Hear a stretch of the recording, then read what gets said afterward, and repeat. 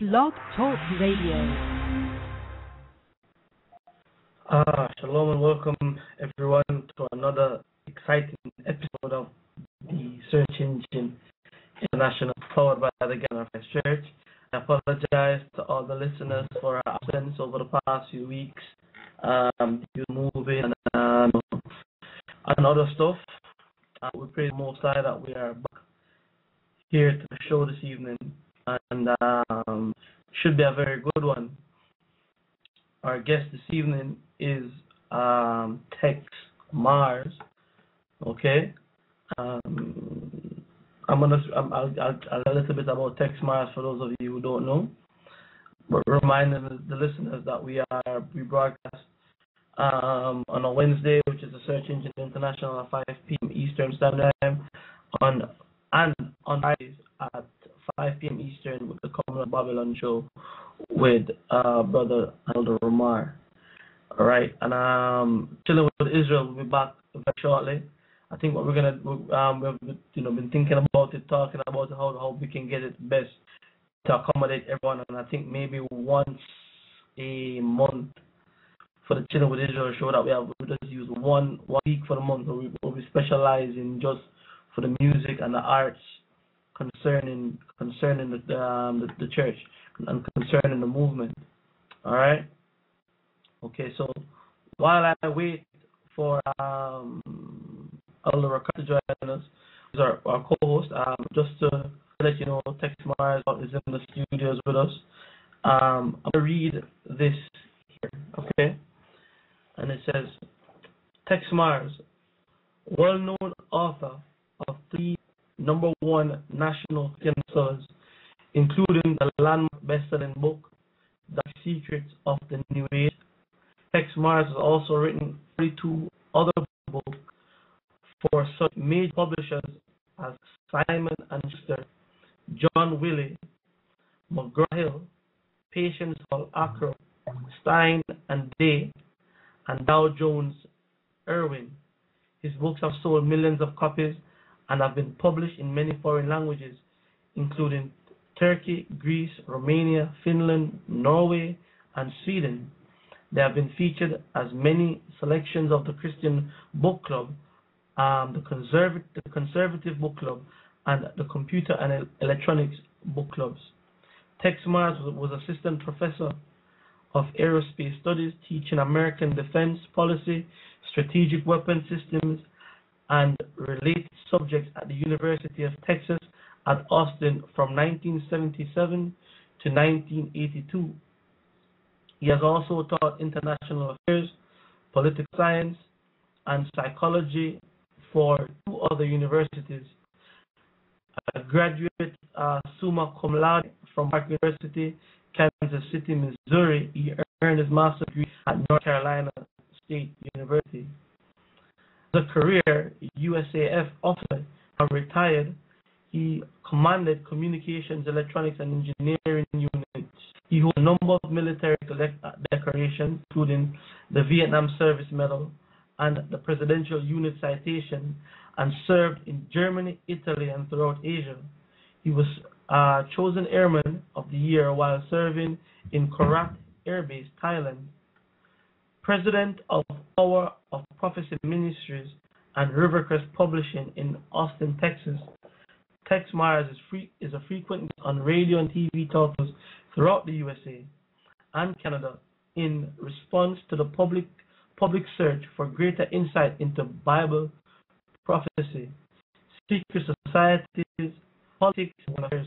His latest books are Conspiracy of the Six-Pointed Star, Eye-Opening Revelations, and Forbidden Knowledge About Israel, the Jews, Zionism, and the Rothschilds, Codex Magica, Secret Signs, Mysterious Symbols and Hidden Codes of the Illuminati, Mysterious Monuments, Encyclopedia of Secret Illuminati Designs, Masonic Architecture, and Occult Places, and the Higher Conspiracy, 2 colors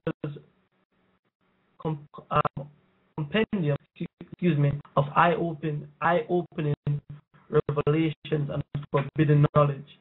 In addition to his many books, MARS has produced over 30 video documentaries, including The Investigative Expose, Die America Die, The Illuminati Plan to Murder America, Confiscate Its Wealth, and Make Red China leader of the New World Order, as well as Rawchar's Choice, Barack Obama and the Hidden Cable Behind the Plot to Murder America, and number one national bestseller at Amazon.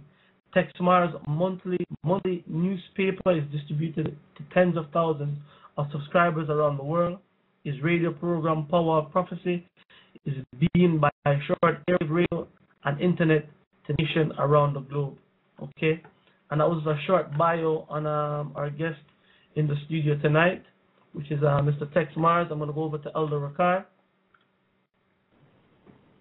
Shalom, Elder Rawchar. How are you doing? Shalom, blessings. How are you? I'm good, man. I'm good. I'm looking forward to this show tonight. We have Mr. MARRS in the studio with us right now. I'm going to go straight to him. Hello. Hello, how are you doing? I'm TEXE MARRS. Hi, how are you? I'm good. I just read a short bio of yourself before. I mean, if there's anything else you'd like to, if I missed anything, just go ahead and add it in, please. Oh, no problem. Whatever you said is good with me. That's fine. I'm just glad to be with you two gentlemen today and talk about such an important topic. Okay. All right, but let me pass you over to Elder Rawchar, right? I'm sorry. Yes. The phone line is breaking here. up a little bit, but I'm gonna do my best to try to hear. My phone line is breaking up a little bit. Yeah, God, it seems that your line is breaking up pretty consistently. Your line. Can you hear me clear, Mr. TEXE MARRS? Oh yes, I can hear you very clear. Oh, okay, good. I would like to thank you for blessing us with your presence, and of course your work is well documented, and it took us a while to get you on, and I apologize for the first cancellation, but we have you here. And without further ado, I would like to jump right into it, if you don't mind.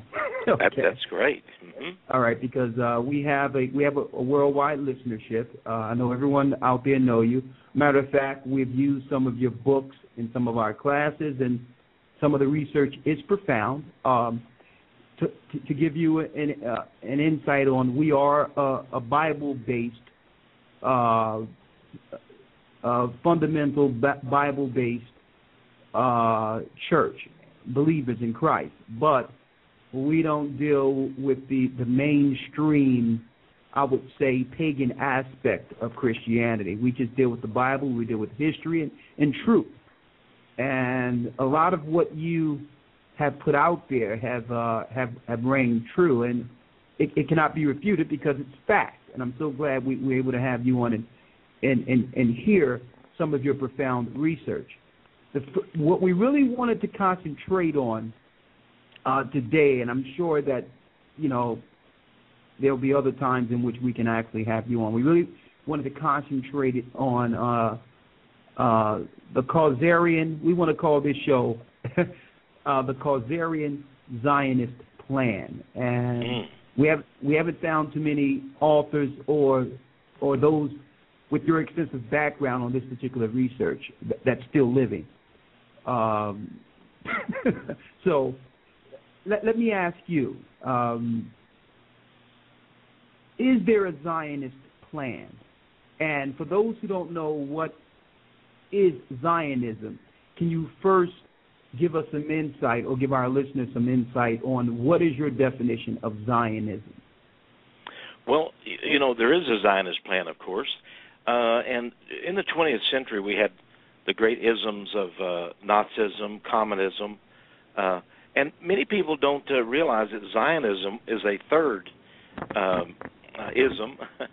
But Zionism basically is very much like the first two. In fact, the communists who took over the Soviet Union and murdered 66 million people in the gulags of Soviet Russia were in fact Jews. They were Zionists, and I'm talking about Lenin, Trotsky, and the others. So all of these groups are connected. Now, how is Zionism similar to Nazism? Well, they believe in the Zionist ideology. They believe that they are the superior race. They have a book for this. The Jews do not believe that their most holy book is the Torah or the Bible, but in fact, in Judaism, it is taught that the Babylonian Talmud, which contains their 613 sacred laws, is in fact the book above all books. It's written by the rabbis, the ancient rabbis, and it comes in over 60 volumes, so it's a huge outfit. But it's this book that they study. You can be a rabbi, a Jewish rabbi. You can go to a rabbi school for 10 or 15 years. You come out and everybody calls you rabbi, and you will not have studied one page of the Bible. So the idea that in Judaism the rabbis study the Old Testament is not true at all. They very rarely open the Old Testament because they believe their book is superior. Now, what is their book? Jesus called it the traditions of the elders, or the traditions. So he said these traditions, they believed in them more than the Word of God, and these traditions made God's Word of no effect. So they basically do not believe in the Word of God, but they would make Christians believe that they did. So many Christian pastors and others believe the Jews are very holy and that they worship the Old Testament, but they believe the Old Testament is a book of myths and fables. Now, Nazism teaches that a Messiah is going to come for the Jews. This Messiah will be represented by a great serpent. This is taught in the Kabbalah of the Jews. His name is Leviathan. But when the Jews received their kingdom, remember when Jesus came, of course, they wanted to know if he was their Messiah. And he said, my kingdom is not of this world. So the Jews, of course, demanded that he be crucified. He was indeed a king, but his kingdom, he said, was not of this world. So they believe in a kingdom of this world. They believe it will be headed by the Jews. They believe in their Talmud, their Babylonian Talmud, that they believe is the holy book, their most holy book. They believe that the Jews are, as a race, are separate from all other races, and that in Judaism it's taught that the Gentile, that's you and me, everyone who is not a Jew is a Gentile, and that we are unclean. We are filthy animals. We are called goyim. So they separate us from them. They believe that they are so special. They are God's special. They are the apple of his eye. And they also believe that God gave them the title to Israel 5,000 years ago, and that they have a holy title to it, that the Palestinians and the Arabs and the others have no part in it at all. But eventually they will receive their kingdom, at which time all of the Gentiles of the world will worship the Jews, will bow down and become their slaves, or they will be killed. In fact, the Talmud says this, it says, the best of the Gentiles kill. Now, some Gentiles will be left. Recently, one of the top rabbis in the world, Obadiah Yosef over in Israel, gave a sermon, and this caused some consternation. But he said that Gentiles are like donkeys; they're meant only to serve. And he said if they have no other value than that. That is the only reason God put them in the world, is so they could serve the Jews. So these are the kind of things, they talk about Hitler believing that the Germans were superior people and all these things, but actually the Jews have these very same beliefs, and it is taught that if a Gentile, that's you or me, studies the Talmud, they are worthy of death. And if a Jew teaches a Gentile the Talmud, they are worthy of death. So I have, brother, I have talked to hundreds of pastors. You know, I'm getting up there in years now, a little bit older, but I've talked to hundreds of pastors, and I asked them, have you ever read a page of the Talmud? And many of them look at me very funny, and they say, we don't even know what the Talmud is. I say, well, it's the Jews' most holy book. It's where their 613 laws are contained. They say, oh, I don't know anything about that. When I ask them about the religion of the Jews, they say, oh, they believe in the Old Testament. I'll say, no, they don't believe in the Old Testament. They have their own laws and rules in the Kabbalah and in the Talmud. And I do not know, honestly, of any pastor in the whole world that, and I'm so delighted that y'all are studying these things in your wonderful church, so you can know these things. I know that God wants us to know, because he said in Daniel chapter 12, verse 10, the wise shall understand in the last days. And I think that's why you had me on your program today, because you want to know the truth, and you want to understand these things. Absolutely, and that brings us, there's a few points we have to hit on. I mean, you hit on so many things, but let's go back to the Rabbi Ben Yosef you mentioned, who said that all people outside of the Jewish people are considered donkeys, not yes. good for anything but working. Now, this is documented. This is a documented quote, which was actually within Israel. Like, the Israelis know about this quote. A matter of fact, there's many disgusting quotes that are made within their circulations in Israel that the Western world will never hear about.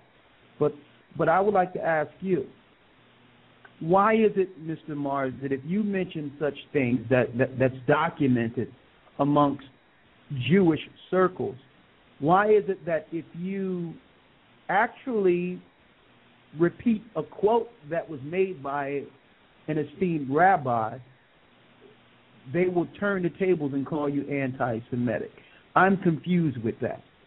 Like, can you give me some understanding on how, if you quote a fact or quote something that's coming from someone's mouth, that automatically demonizes you for actually bringing it to the forefront? I mean, it doesn't make any sense. Maybe you could make some sense of it for me. Well, over the centuries, the rabbis have kept the world in darkness. I'll recall that Martin Luther, who gave us the Protestant Reformation, wrote a book later in his life. At first, he favored the Jews, and he thought, like everybody else, that they just were good people who just didn't believe in Jesus, and he wanted to reach them for Christ. But later in life, the very last book he wrote was entitled "The Jews and Their Lies." The Jews and Their Lies. Because he read the Talmud for himself. He was astonished at what he read. And then he went to the rabbis, and they refused to talk to him about their own Talmud. And then he knew that, of course, that it was true. We have had some rabbis, very few, that have become Christians and know about this. But generally, even the Messianic Christians, those who say they're Jews and are Christians, they don't study the Talmud either. They call themselves rabbis. They're Christians, they say, but they also believe all of these lies, all of these myths. Now, why do they do that? They simply do not want us to know, because like Martin Luther, he was not an anti-Semite. He favored the Jews the greater part of his life till he discovered the truth. And then they call in their Talmud, they call Jesus. This is what the rabbis actually teach. They say that Jesus was a bastard, that his mother Mary was a whore. They say that Jesus deserved to die. They say that Jesus is now burning in hell. I'm not even going to say the horrible things. They say he's a witch, that he's the magician. Now, of course, these break our hearts to find out what they think about our Lord and Savior and his mother even. But they don't want anyone to know what they teach in their There's synagogues. And so this is why the Bible in the book of Revelation speaks of them which say they are Jews and are not, but are the synagogue of Satan. And Jesus said, your kingdom is taken from you, and the house of Israel shall be left desolate. That's in Matthew 23. Matthew 21, verse 43. He says, the kingdom is taken away from you and given to a nation that will bear the fruit.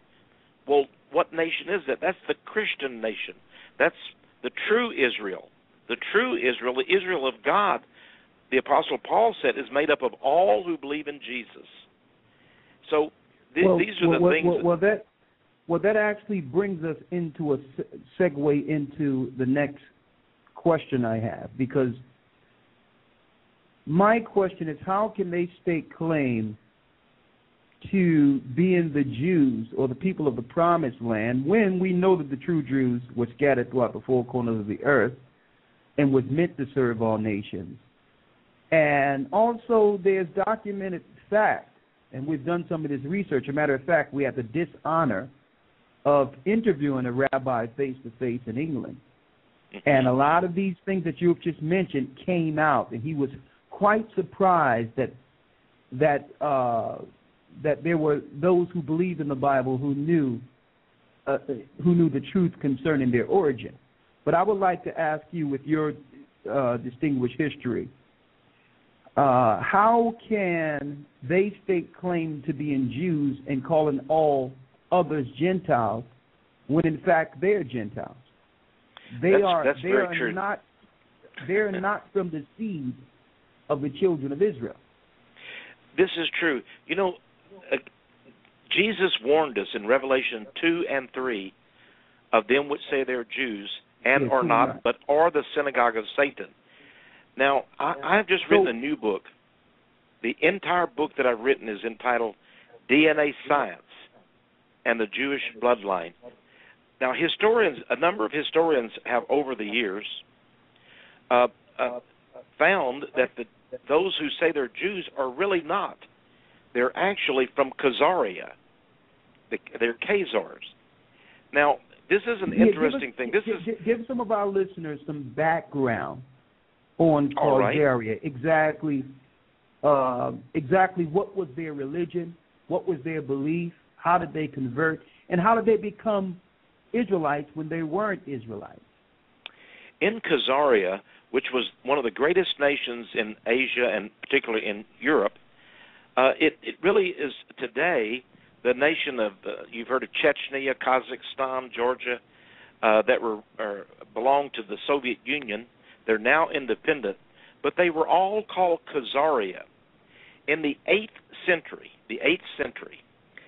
long after both Christianity and even Islam were founded, Khazaria was a pagan nation. They actually worshiped the male phallus. The sex act was holy to them. Their great symbol of Khazaria was the six-pointed star. And the Khazarians had a king. They call him King Bulan at the time. And to his west, he had the Christians. To the east, he had the Muslims. And he decided that his country would also adopt a god other than all these pagan deities. And he decided on Judaism. And he invited the rabbis to come in from Babylon. Now, at that time, Israel had been basically closed up to the Jews, to many of them at least, by Titus in 70 A.D. So the Jews no longer had an independent country in Israel. But many of them had fled to Babylon. And so some of the rabbis went over to Khazaria and helped the king to teach the people. So Khazaria converted. It was a pagan nation that converted to Judaism. Now, I would like to tell your people that Khazaria, the Khazarian people, never. They're in Russia today. They're southern Russia. They never set one foot in Israel. They've never been there before. The Khazarians are not the seed of Abraham, nor are they Israelites. They basically are of Turkish Mongol stock. So we know this from history. Some of the greatest historians, I can give you their name, but I won't belabor the point. The greatest historians say that the Khazarians were Turkish and Mongol, a mixture. Now, in the 10th century, they were invaded by the Russian czars. You know, the Russian czars just gobbled up everything, it seemed like, back in those days. And they captured Mongolia. Now, the people of Khazaria. Now, the people of Khazaria, many of them fled, and they went over to Eastern Europe. Now, they were Jews. They were Khazars racially. They were not of the Israelite blood, but they practiced Judaism. So they fled, many of them, over to Eastern Europe, to Poland mainly, but also to countries such as Hungary, Romania, Lithuania, and so forth. But the great majority of them were in Poland. Later, they immigrated further into France and Germany and Great Britain and so forth. So this is where the Jews actually came from. There were very few Jews in the entire world, and today there are only around 18.5, maybe 18 million Jews, the demographers say. So we only have 18 million Jews in all the world. 7.5 million are in Israel. 7.5 million are in the United States. So out of 18 million people, 15 million of them are in those two countries. But Poland was a great Jewish, had a great Jewish population, but they were not Jews, they were Khazarians. Now, over the centuries, that was the 10th century when they immigrated. They were fleeing the Russians who did take over the nation of Khazaria, and Khazaria was extinguished. It ended as a nation because of the Russians who brought it into their territory. Now, in Eastern Europe, in Poland, the Jewish people, the Khazars, kept to themselves. They had a religion that was different. You know, all of the people were Christians except them, and so they remained in their communities and to themselves. So they were cloistered there. They were in deep superstition. They did not believe in education, but they did believe in Judaism. And over a period of time, they actually forgot that they were Khazars. Now, how does this happen? How can they forget? Well, I must tell you, many people in America have forgotten. Many of the black people of America, they do their DNA. You know, you can do your DNA now for about $100, maybe, 50 pounds? And it's interesting that many of the black people in America, when they get their DNA assessed, they find out that they're not all black. They have some white blood in them. They have, other races as well. And many of the white people in America find out they're from places they did not even expect. I have an English couple, and they look English. They speak a little English, I mean, they really talk with an English accent. And they did their DNA assessment, and it came back and it said they were Norwegian mainly, but they also had some English blood and others in them. But, they were really surprised. But, the Norwegians, the Vikings, did go into England. So it sort of made sense. But in any case, the Khazarians had the religion of Judaism. Now, in 1948, after the war, the nations of the United States and the Soviet Union, the Communist Empire, Stalin and Harry Truman, our president, both got together, and Truman was given a great bribe of money.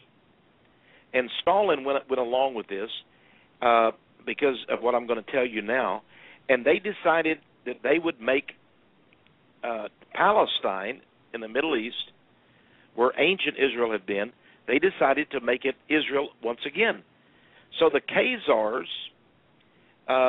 left Poland, mainly Poland, communist Poland.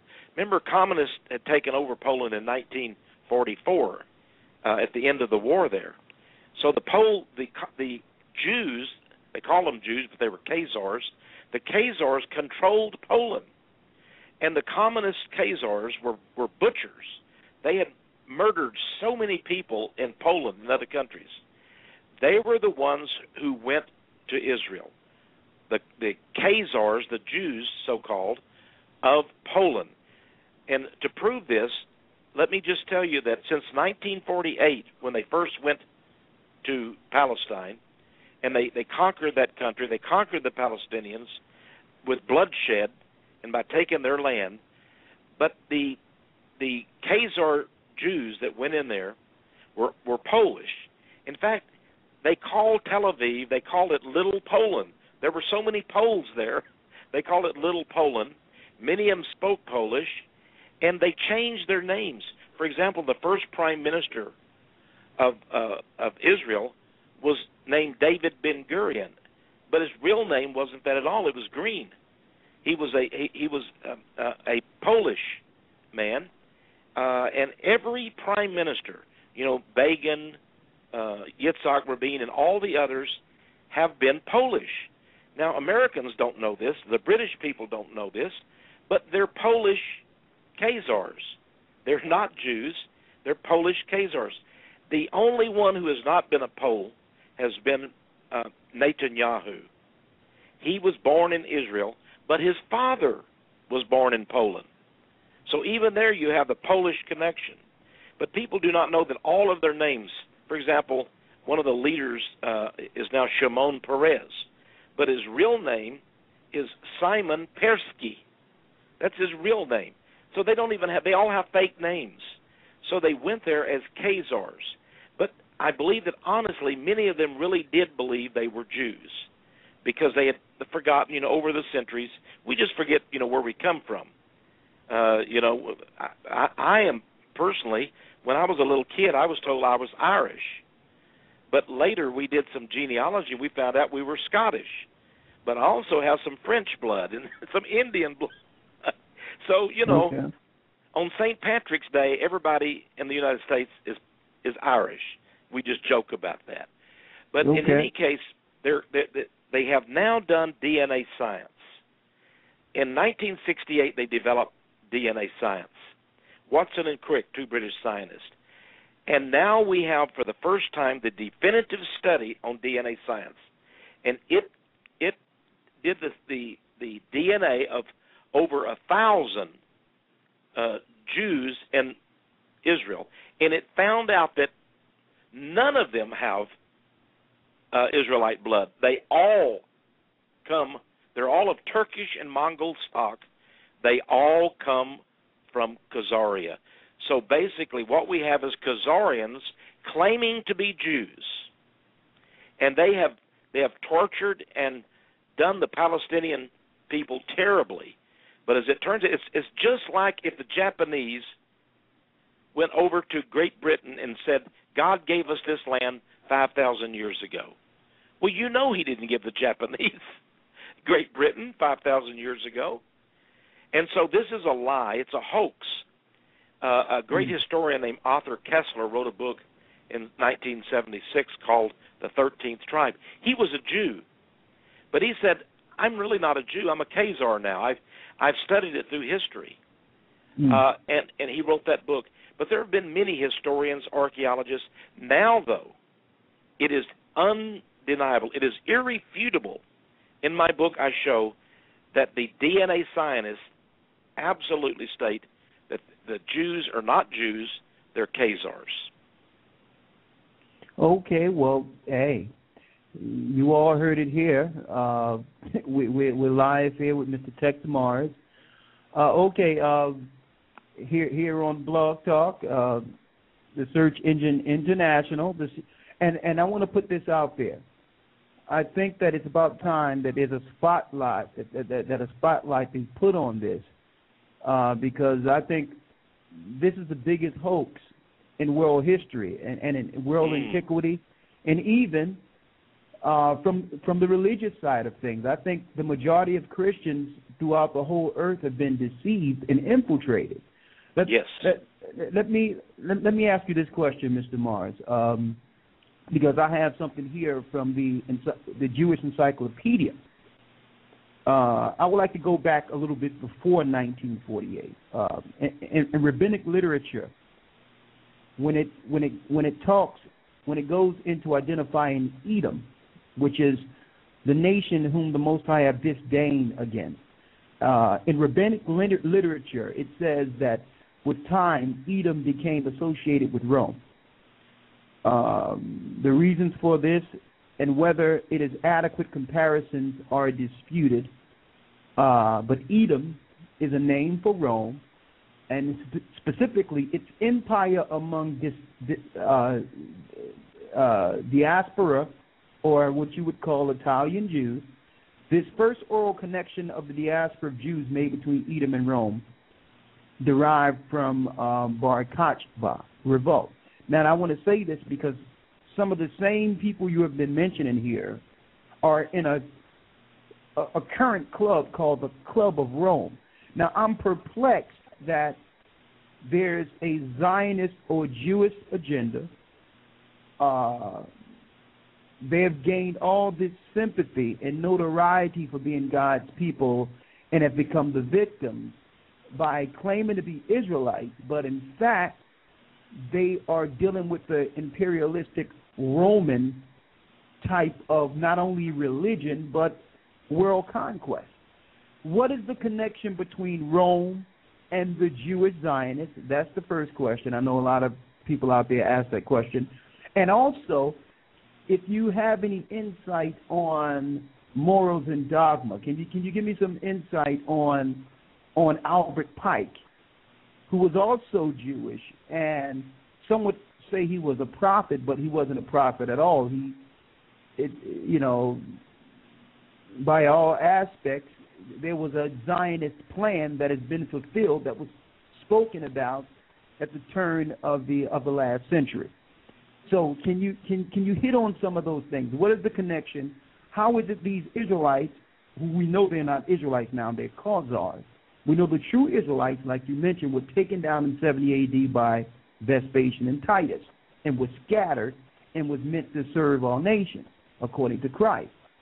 So how is it that the Romans took down the Israelites and the same people are claiming to be Jews are now the Club of Rome? Can you mentioned Edom. That for me? I've never read much about Edom. I'll admit my ignorance on Edom. I'm not an expert, but I do know that in the Encyclopedia Judaica that you've just read, it says that Edom is now found in Jewry. So the Edomites are now Jews. The Edomites, of course, many people point to the red color and things like that of communism. Let me say this about Albert Pike, though. I do know a lot about Mr. Pike.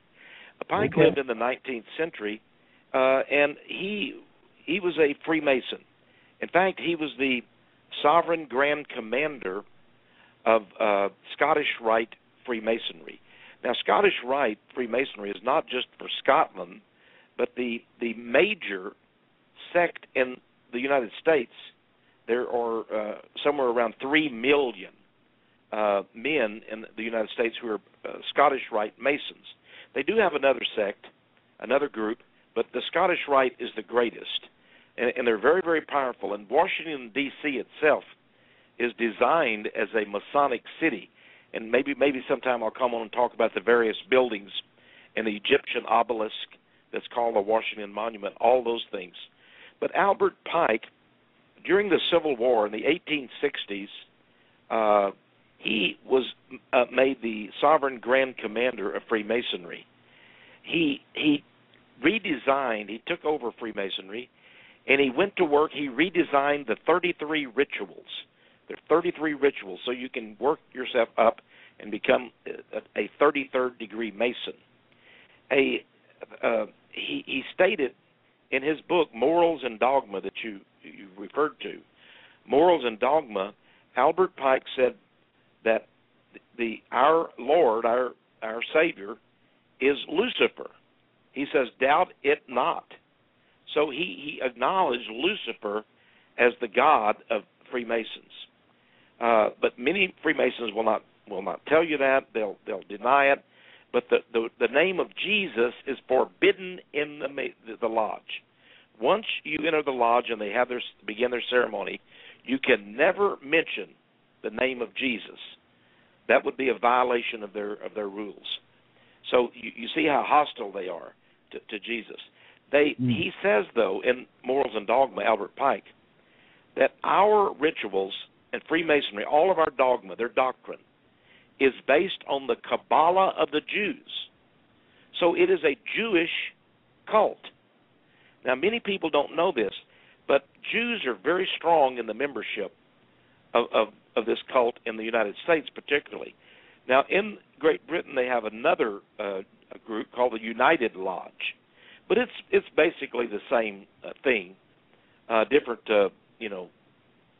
some different rules, but basically, a Mason is a Mason. Now, one of their great symbols is the six-pointed star of the Jews. That's what's on the flag of Israel.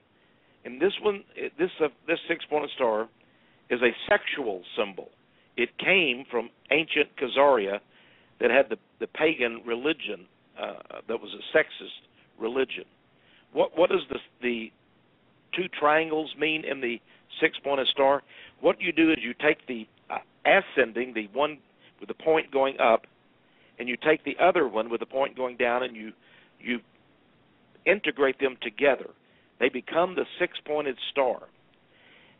And they symbolize the number of the beast, 666. There are 6 triangles in the six-pointed star. There are 6 lines in the six-pointed star.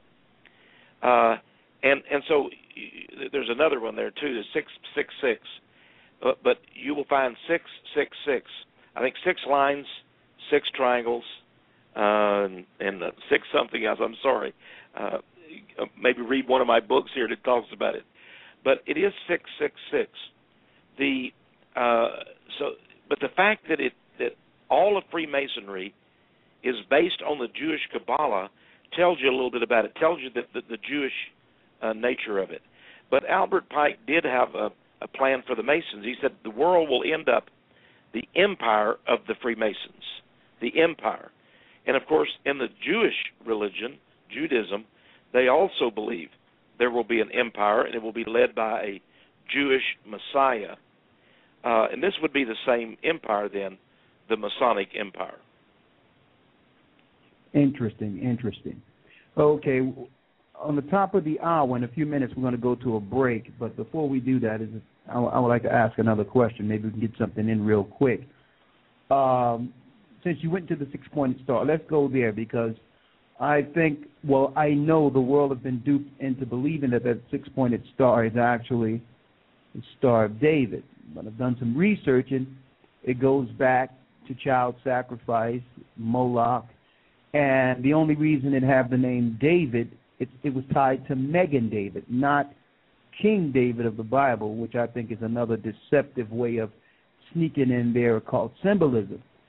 Let me ask you, give me some, what is really the Star of David? Another thing I wanted to talk about is the fact that they have hid the true name of God, when he says, I am that I am. And we did some research, and I probably want to share this with you, that the god of the Tetragrammaton, which came from Khazaria, was actually part of southern Edom. That YHWH is actually an occult name that they utilized, they've utilized within the world to deceive the earth into following Satan. And it so happened that we've done some research as being what you would call ancient Hebrew scholars, and found out that the Yah is a god in Hova, like you see Jay-Z call himself Hova, means wicked, mischief, the fallen one. So it's really the god, Yah, the god of the fallen. And this deception is so deep. Can you please, because these are the two things that connect most to jewelry. I mean, I know a lot of people that convert to Judaism, and they'll take on the same religious aspects of Judaism, not realizing that that's not the original religion that was followed under Moses. And the symbols are actually symbols that the God of Israel warned his people from.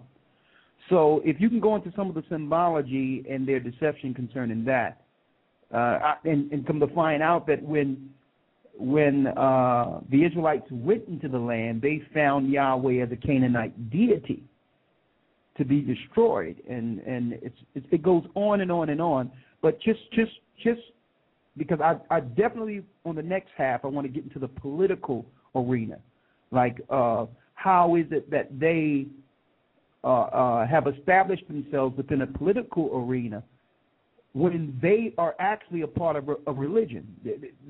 They get in position and they say, well, you can't pray here, you can't do this. There's a separation from church and state, when really they're in a position as a religious group to destroy the moral fibers of all societies.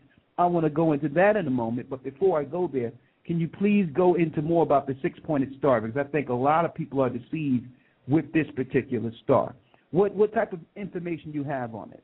Besides it being, we know it's the inverted star is 666. We know the mark. We know about the male and female. But do you have any other details concerning this particular image that most people out there who probably listening to this for the first time? Because I know a lot of people who find out that, okay, being an Israelite is a rich culture, and that it has a lot of religious aspects, a lot of morality and family, a lot of great things concerning the Bible, and they go by themselves a six-pointed star. 1 second. You understand? Brother, can you hear me? Yes. We just lost Mr. Mars. The call dropped. We're trying to get him back in. Okay. We could just go into the break, and then after we get him back in, then we'll pick it up from there. All right? Let me. Okay, we're going to go into the break, but I want everyone to know that before we go into the break, we're going to pick it back up. I want everyone to know that we are taking enrollments for September the 22nd for the new academy. It's going great, and I wanted to apologize for the being off air. We had a little tragedy within the last couple of weeks, and we were off the air for a couple of weeks. So everything is straightened out as best as it can be right now. And I wanted everyone to know that we're going to be going forward and strong and continue to pray for us. You understand? I wanted to put that out there. So since Mr. Mars is not on, we're going to make sure we pose the questions to him on the other side. We're going to need y'all help to continue to go stronger in this word. We're going to need our prayers. And, of course, we want you all to become a part of this academy while we can still do it. Who knows how long we have an opportunity for it. So if you want to be a part of the academy for September 22nd and reserve yourself a seat, just send an email, gatheringas1, the number 1 at AOL.com, and we'll be glad to invite you in. And, of course, a lot of profound information is coming out, and the news is detailed. So, all right. So do we have Mr. Mars back? I think he's back, right? Yeah, he's back on. Yes. Okay. I'm back, brother. Okay, yeah, we're not going to let you go that easy now. Okay, right. No problem. By the way, while we were gone, I checked my book. The six-pointed star is 666 is its symbology. It has 6 triangles, 6 points, and 6 sides to the inner hexagon. There's an inner hexagon. So there you have 666. Okay, but most people relate this to the Star of David when really there's no scripture anywhere that say that King David had any relation to this particular image. That's true. In fact, it actually says, "My Lord, my shield is the Lord." Exactly. I believe it says exactly, yeah. Yeah, and in Amos the 5th chapter, it talks about the children of Israel going off and following the ways of pagans, and that they made a star to their god, and that's the Star of Moloch. That's the Star of Moloch. I did the research on Amos the 5th chapter, and the star is a 6-pointed star. And that was told to the children of Israel to stay away from well before there was any such people as Khazarians. So that's true. This goes back to ancient Babylon, ancient Egypt, paganism, and it's satanic on a high level. So I'll tell you what, we up against the hour. If you can hold on, we're just going to have a quick break and come right back on. And let's talk about the political aspect, the political impact of Zionism Like, what is their political and religious agenda against the world? Who are they serving, and what is their true agenda? Let's find out in a few moments, okay? Okay. Okay. Stick with us, all right? I'll be here. Okay. All right, everyone. You are tuned into the Search Engine International on Blog Talk Radio, powered by the Gathering of Christ Church. And I'm your host, Brother Gaja. With me, Elder Rawchar. Our guest in the studios tonight is Mr. TEXE MARRS. You are listening to an international GOCC Blog Talk Radio show. You are listening to an international GOCC Blog Talk Radio show. You are listening to an international GOCC Blog Talk Radio show.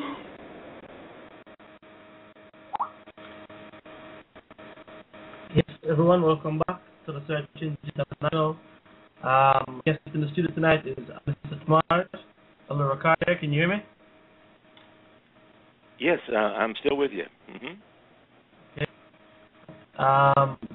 Elder Rawchar, are you there? Can you hear me also? Oh, yes, I'm here. Let's jump right into it. Let's not waste no time. Okay. I want to thank you all. We're at the top of the hour. We have TEXE MARRS on, a distinguished guest. We thank him for coming today and going into some profound information. And we wanted to, of course, we're going to try to see if we can invite him back on to speak on other topics, the Illuminati and other areas in which he's an expert on and wrote many books on. But I wanted to detail this on the Khazarian Zionist plan. Is there a Zionist plan?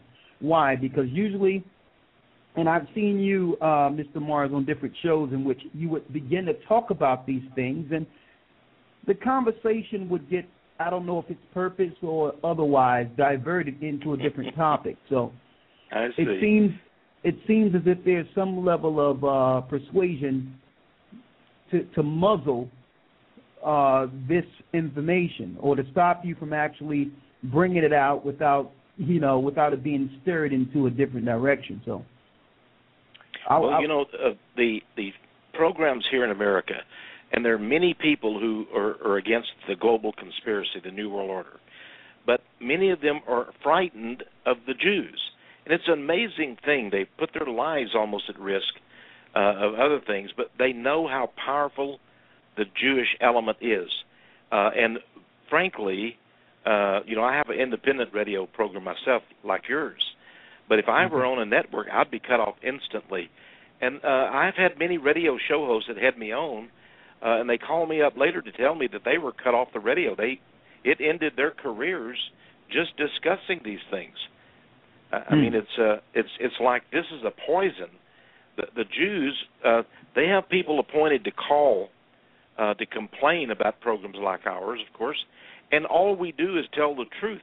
They do not deny the truth, so they try to keep it off the air, and so I'm delighted to be on with your program, and maybe going around the world we can educate people. We don't hate Jews, we don't hate anybody, but exactly. we believe the truth should go out, and then God will move people's hearts accordingly. Exactly. And that leads us into, of course, I'm going to ask a question with this, that leads us into the political aspect. We touched on some of the religious part, and of course, you have brought forth detailed information to show us that this same element, this same Khazarian or Zionist element, they're the powers over the Masonic order, and under the Masonic order, of course, they're worshiping Yah or Jabulon as their god, whom we know is Lucifer. So we understand there's a religious aspect to this. So let's get into the political arena now. The turn of last century, there was a campaign, a progressive campaign. You look at Margaret Sanger, which was family Jewish, who is behind what you would call the woman liberation, Planned Parenthood, and the abortion agenda, in which they were planning to infiltrate the minority communities, break up the family, separate the man from the woman, and set up what you would call the intelligent amongst the minorities in a eugenics plan to get women to abort their children, to kill their children, to give them up to the system under socialist liberalism. And she had a campaign under Satan and said, we're gonna find the smart amongst them to help root out these weeds.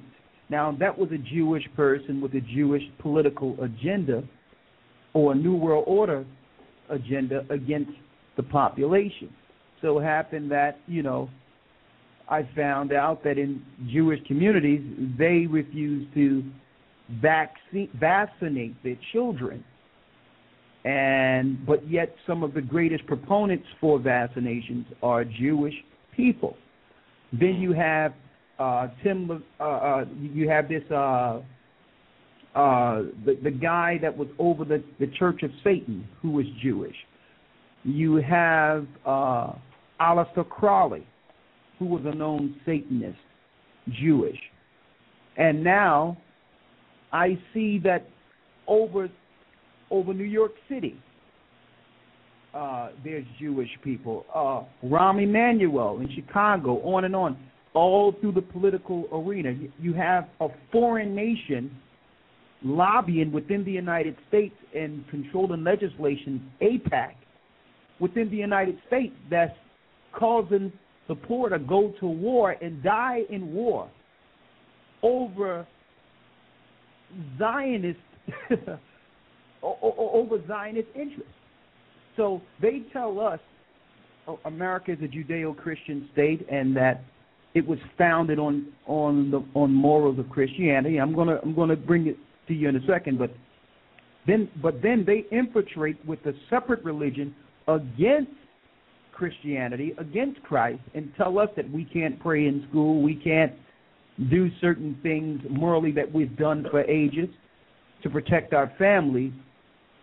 And I'm perplexed that they are at war with the religious factions or Christianity or anyone that's claiming to be Christ, and they say that you're not supposed to deal with religion, but really what they're doing in the political arena is a religious act against the people. Absolutely. You're so right. Act. Now, every organization... Give me your insight on that. Please. Every organization that is of a revolutionary nature, that wants to change society in a very dramatic and radical way, for the last 100 years has been Jewish-led. You mentioned Margaret Sanger. Of course, she was Jewish, and of course the people that she really sought to destroy through her eugenics program were the blacks. This is just plain true. The ACLU, the American Civil Liberties Union, was founded by Freemasons. The ADL, the Jewish ADL, is a Masonic Jewish organization. All of these groups they come together. Even the American Atheist Foundation, it is led by an atheist who is Jewish. You mentioned the Church of Satan. Anton Zander LaVey, founded that in 1966. He was Jewish, of course. So all of these people are Jews. They hate Christianity. They despise Christianity. The pornography industry in the United States is the greatest in the world. I say the greatest, I mean the biggest. It's the most horrible. It is led by a Jew. And so all of these organizations and groups despise Christianity. They hate the Christian church, and they believe that they can take the Constitution and change the wording, and they have been able to do so. Now Now we have Supreme Court judges. I think 3 of them are Jews, and the others are liberals. So we now have a liberal bent on our Supreme Court. But we have the most powerful political lobby in the world is the American Israel Public Affairs Committee. That's AIPAC. Whatever AIPAC says to do, the froggies in Washington, D.C. say, how high do I jump? Because AIPAC will destroy their careers. Now, AIPAC has a convention every year. If you want to see their power, then look at the names of the people who fly down to speak to them. Now imagine a lobby group, a political lobby group. Nobody elects them. They get money from the Jews. They're all Jews. You and I cannot join this group because we're not Jewish. Who do they have? The Speaker of the House, Mr. Boehner, and the Democratic leader, Nancy Pelosi, go there and speak to them every year. President Obama and the Attorney General, Mr. Holder, both go to AIPAC every year. Every president since Nixon has gone to this group or to the ADL. So this is when you can get the President of the United States, the Speaker of the House, the Senate Majority Leader, the Senate Minority Leader, when you can get all of these people come to speak to your convention, it shows how powerful you are. But the senators in the know realize that the Jews have this power, and they have worked for many years to put themselves in the broadcasting and media industries, and in the political realm, and in higher education. So now they control America. Of course, they also control the entertainment industry. They control all of the television houses. They're all led by Jews. So Rupert Murdoch, of course, who runs Fox News and the Sun newspaper and his media empire, he says he's a Zionist but not a Jew. I believe he is Jewish. He says that his mother is Jewish. Well, when your mother is a Jew, you're a Jew. So you're not just a Zionist. So he is Jewish. But all of these people, and including, Rush Limbaugh. Do you know Rush Limbaugh? Okay. He is the #1 broadcaster. He has a talk show, Rush Limbaugh, here in the United States. He's on over 2,000 radio stations. Very powerful voice for the Republicans. But Rush Limbaugh is Jewish. And when he went to Israel, he went with his rabbi. All of these people are either Jewish or they do whatever the Jews tell them to do. Even Rand Paul, Senator Rand Paul, who everybody believes is going to run for president, he says that he communicates with Jewish organizations every day. In fact, let me just tell you this to show you how they even get their hands into the Christian fold. Billy Graham. I mean, who is known among all Christians in the world more than Billy Graham? But Billy Graham was on the Larry King show. The Larry King, of course, is Jewish. Yeah. He had a talk show on Cable News Network, and Billy Graham often went on there. But I have the video of it. I'll be glad to send you gentlemen a copy of it, where Billy Graham is asked, "What do you think about the Jews?" He said, "Oh, I'm friend of all the Jews." "Oh, yes." He said, "Well, do you believe the Jews are going to hell, or like a lot of Christians do?" He says, "No, I do not believe that."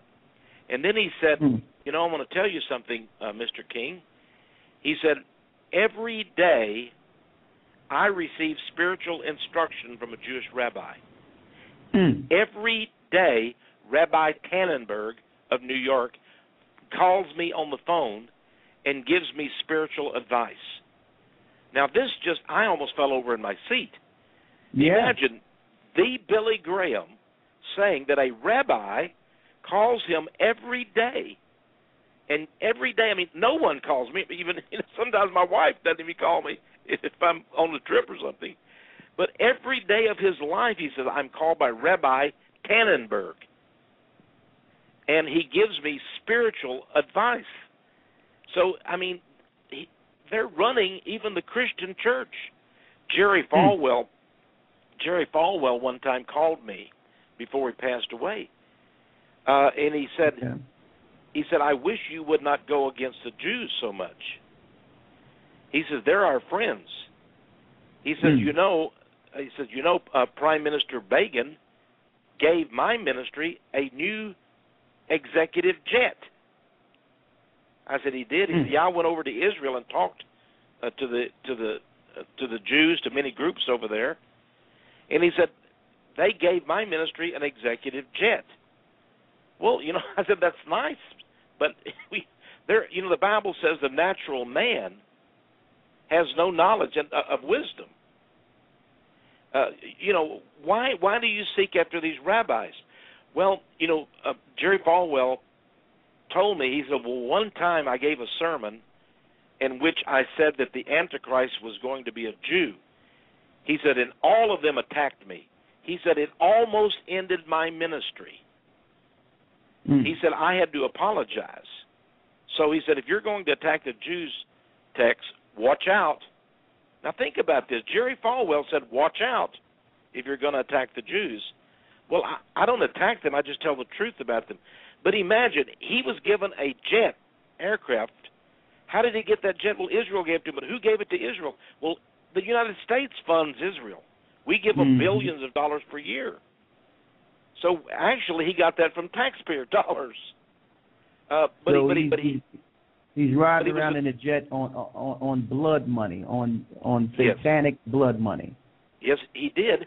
And his autobiography was written by a homosexual man, male, white. Yes, Jerry Falwell, his autobiography, Strength for the Journey, was written by a homosexual, a man named Mel White. And they would fly around on Jerry Falwell's jet together while they were working on that book. So he didn't even write his own books. By the way, Billy Graham does not write his books. Pat Robertson doesn't even write his own books. Mel White writes for all these people. He's a ghostwriter. So speaking of that leads us also on the political side.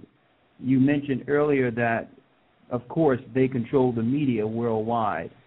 What is this asserted effort of homosexuality against humanity, against the family? Like, why are they funding homosexuality? Why are they forcing this on society? Like, what would be their agenda with this? The Jewish Talmud says that sex between men, there's nothing wrong with it. This is the Jewish Talmud. That's their holy book. So a lesbian is a woman on woman, man on man. Remember, they do not believe in the Old Testament. They believe in the Talmud. Well, what about pedophilia? What about pedophilia? Well, pedophilia, in the Talmud it says that a young girl of 3 years and 1 day, that if you have sex with a young girl under 3 years and 1 day of age, it is nothing. It is no problem. As far as a boy must of 9 years or less, you may have sex with them, and it is not against the law. So they actually and this is law within Judaism. This is known law within Judaism. This is a law. One of their 613 laws is about sex with minors. But again, if you have a young girl of just 3 years and 1 day of age, you can have sex with her. You can even have incest with your son if he is under 9 years of age. Now these are so perverse. They're so evil. But it is why all of the homosexual organizations in America are all run by Jews. All of them are run by Jews. And that's why all of these groups that are anti-Christian, the ACLU, the ADL, and all the ones that say take the Bible out of the schools and all of that, all of them are run by Jews. Jews are only 2.5% of America, but they run so much. They are so powerful.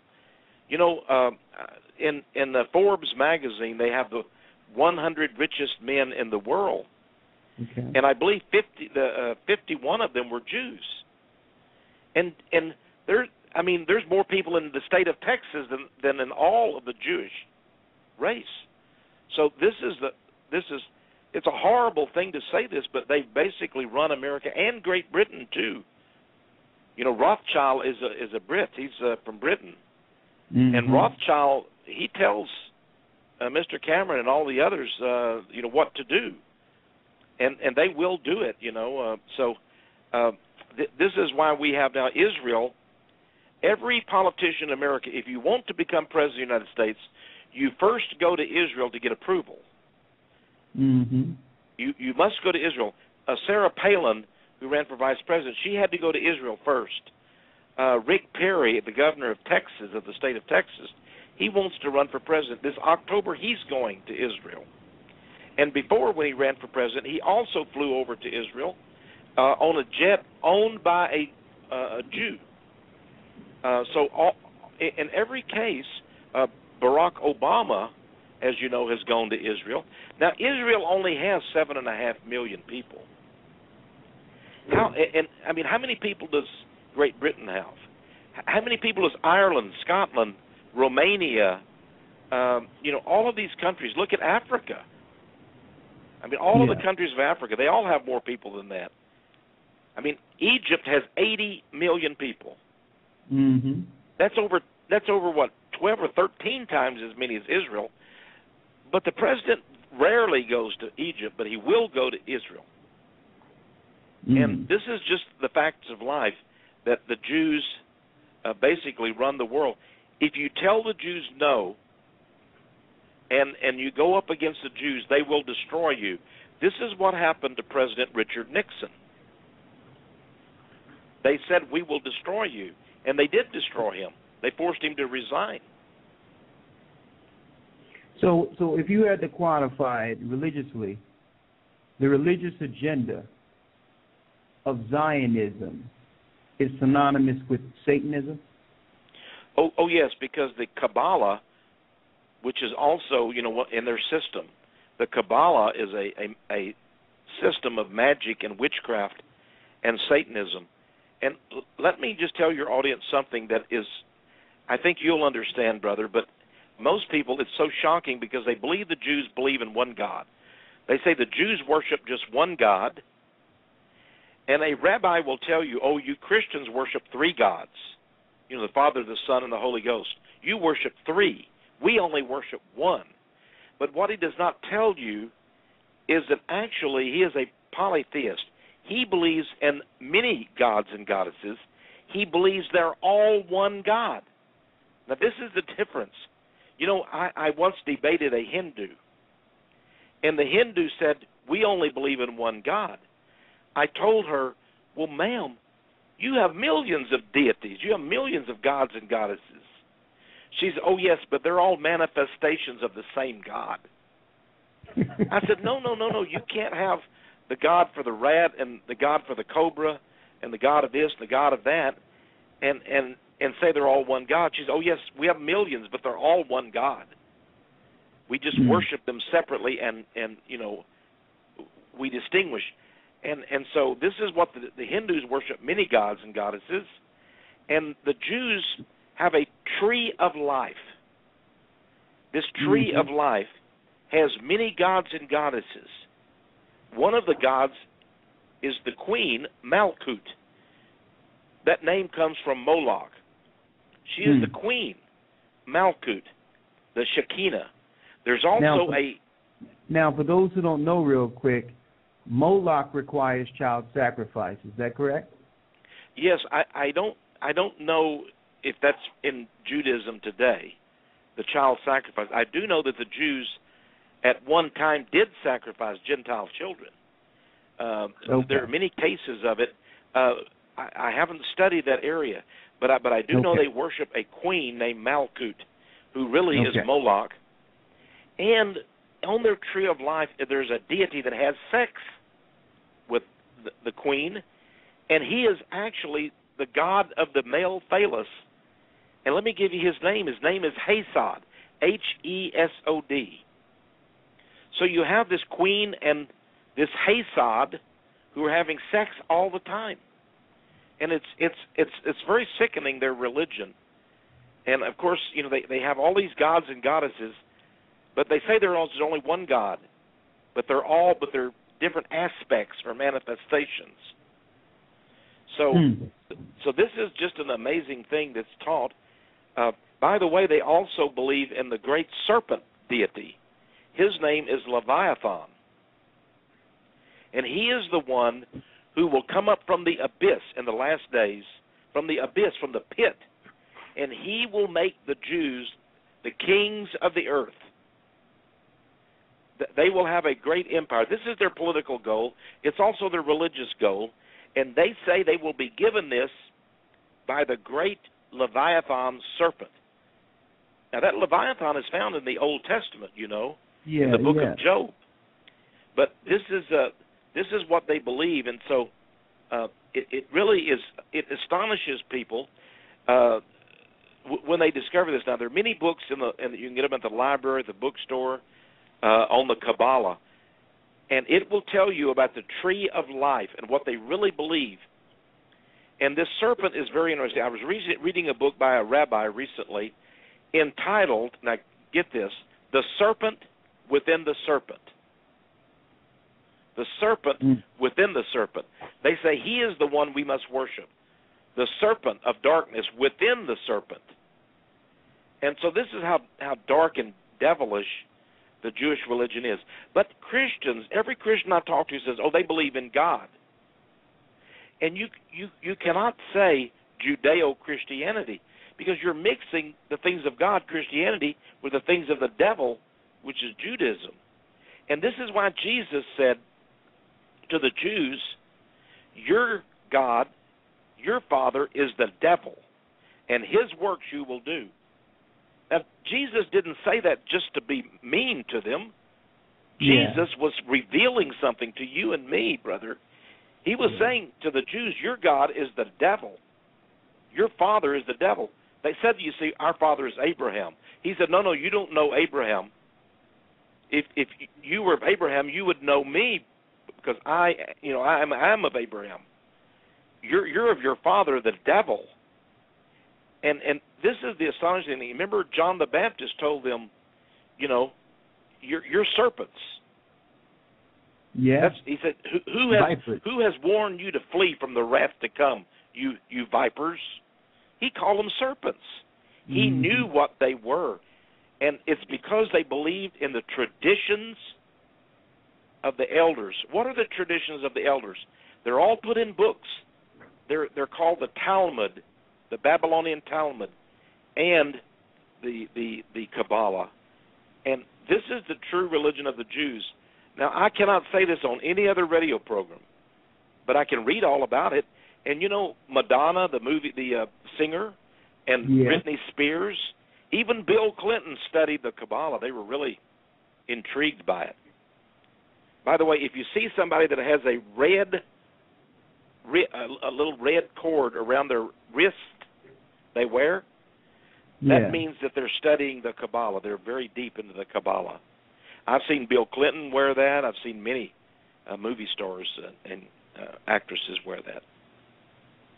Well, I'll tell you what. Let's get back and get some detailed information. Brothers and sisters, we have TEXE MARRS on this evening. And before you go, of course, we're going to ask what you're doing next and how could our listeners get your books and get your literature and look into some of the details that you've been bringing forth tonight.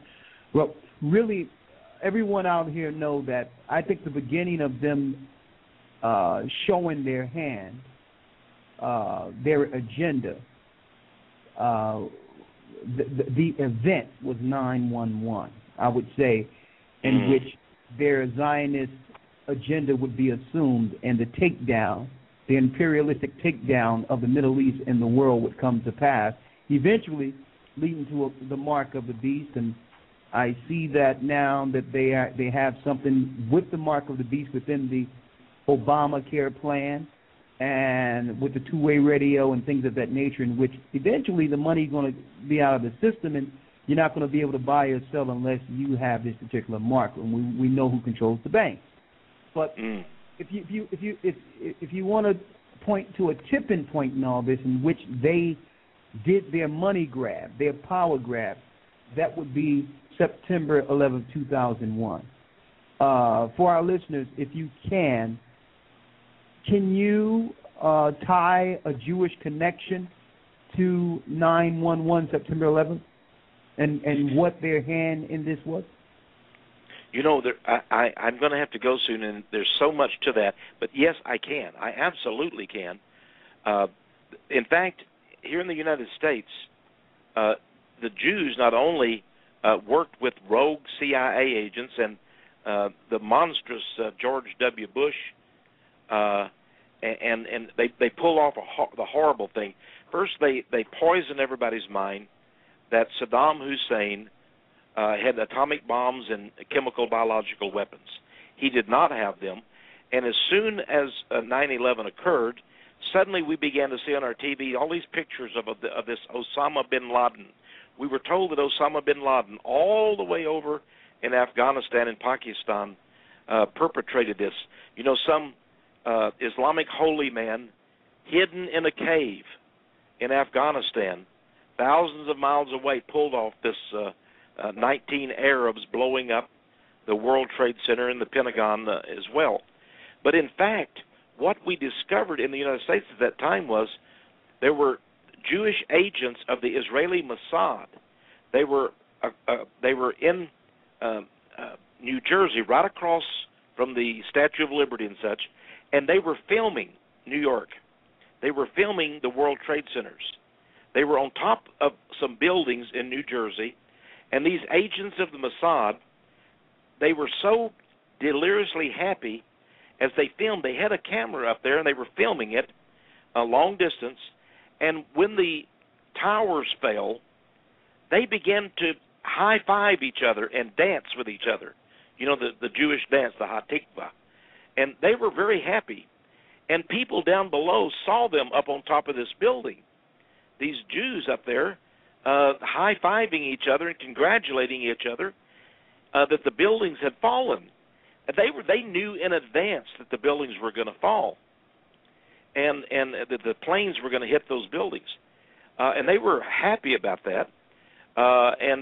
So they called up the police. The New Jersey police came and arrested all of them. This was in the newspapers in the United States. They were arrested, taken away, and just a few days later, they were all put on an airplane and shipped back to Israel. It was all covered up.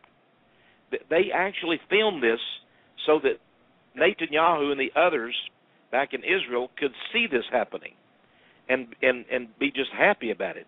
Now, interestingly enough, Netanyahu himself happened to be inside the United States. He was here. He wanted to see it himself. He came over, and he was here to speak to all the news media. What he said was he made a mistake. He said, was asked about 9/11. He said, yes, this is very good. Well, not good, but it's good that Americans see what we're putting up with. So at first he said, this is very good, but then he tried to change it. But yes, the Jews did pull this off. The Israeli Mossad were in the United States working with the CIA and others. And I wish I had more time because 9/11 is a horrible situation. But of course, what happened was then we immediately attacked Iraq. Iraq and Saddam Hussein had nothing to do with 9/11. And let me also say that Osama bin Laden was dead. He died in 2000 and I forget what year it was. I think it was 2003. But he died of a kidney disease. And when we, our SEAL Team 6, our military team, attacked in Pakistan, He wasn't even there. They made all that up. It was all just a hoax. Then they claimed that we didn't see his body because they took it out to sea and buried it at sea. All of this was a hoax for the world, so the world would quit talking about Osama bin Laden. So it was a hoax. And by the way, SEAL Team 6 knew it was a hoax. They were in Afghanistan. And shortly after, before they came back to the United States, these military naval men, they were all killed. They were murdered. A helicopter was blown up in Afghanistan, and SEAL Team 6 was murdered. Look, Google it up and look what happened to SEAL Team 6. And now the families of the SEAL Team 6, the ones that supposedly killed Obama, they're angry. And they're suing our government. They're suing George W. Bush and our government. They're saying that our government killed their sons. This does not get in the media at all, but it's true. You can read about it. Read what the survivors of the SEAL Team 6 have to say. So this is the truth. We killed our own SEAL Team 6. We sent them up in a helicopter and blew them up so that they could not come back to the States and tell the people the lie about Osama bin Laden. So these are the kinds of things that your government does, our government does, and it's the people are deceived on these things. We still we're hanging by a thread. Our freedoms, we're hanging by a thread. I can still talk about these things. For how long, I do not know. They could arrest me any day. The National Security Agency, all of these other groups, and so we're just hanging by a thread. We have our freedom, but as long as we do, America knows this now. Many people have serious doubts, and at least 1/3 of the people believe that there's a great conspiracy in America, and many people are asking questions. When you have 1/3 of the people, I mean, at least half the people don't even care. So if you have 1/3 of the people say this is a conspiracy, you know, a 9/11 and all, that's a great number of people. Yeah, and I noticed that there's a record number of people who are now going back to their countries and actually denouncing their citizenship and leaving the country now. Yes, they're so fed up with Obama. You know, he gave so many free things to people. Phones, the government pays their rent. They give them free phones. They give them food stamps for food, and there's millions and millions who don't need to work anymore. And then of course there are not enough jobs for even those people who want to work. And you go to the cities. You know, Detroit just went bankrupt. But many other cities are at the edge of bankruptcy too. And the blacks in those cities, I mean, 70% in many cities do not have jobs. They're depending on Obama and the government for welfare handouts. And if those welfare payments ever end, then they won't have any life. So they need the government right now. And so this is a real shame. Well, Mr. Marrs, I know you have to go, but if you can take a few questions, because I know our listeners have been patient and they're ringing off the hook. Can you take a few questions before you go? Yes, all right. And before you go, okay, my last question will be, of course, we have to sum it up here. If the Zionists have their way, what type of world would this be?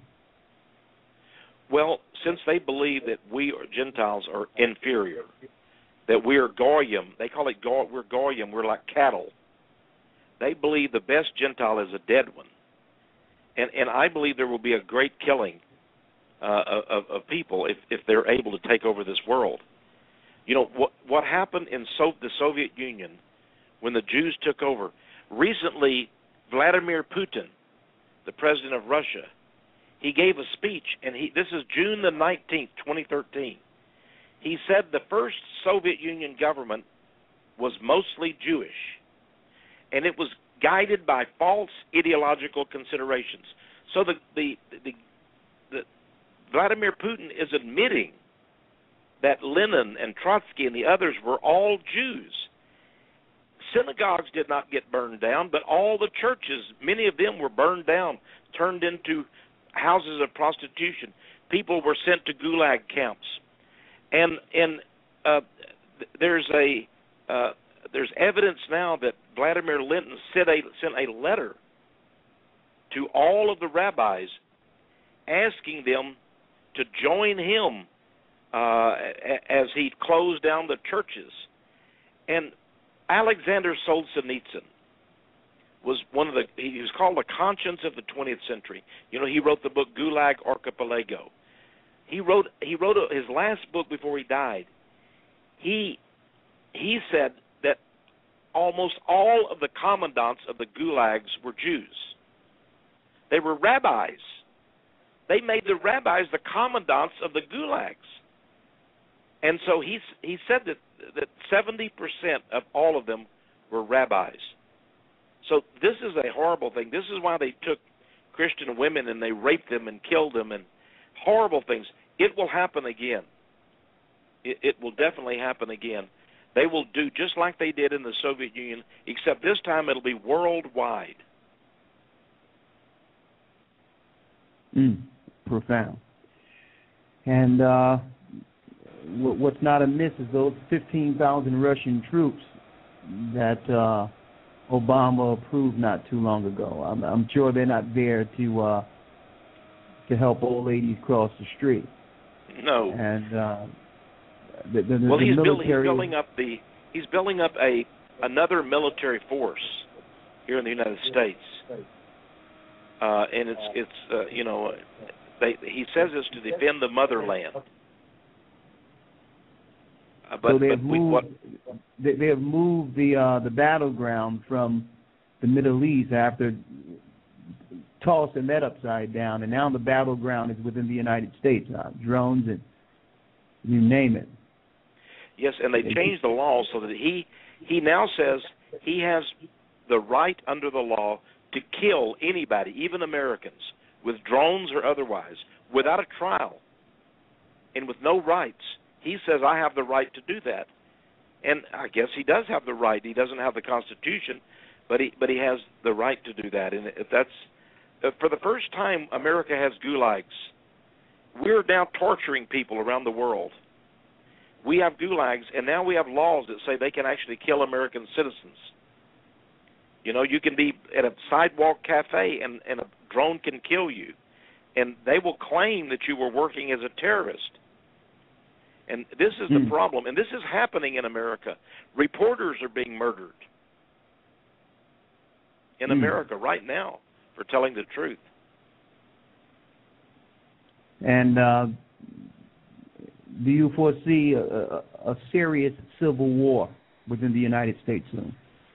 I'm afraid we will see it. And what Obama is trying to do is to stir up racial divide.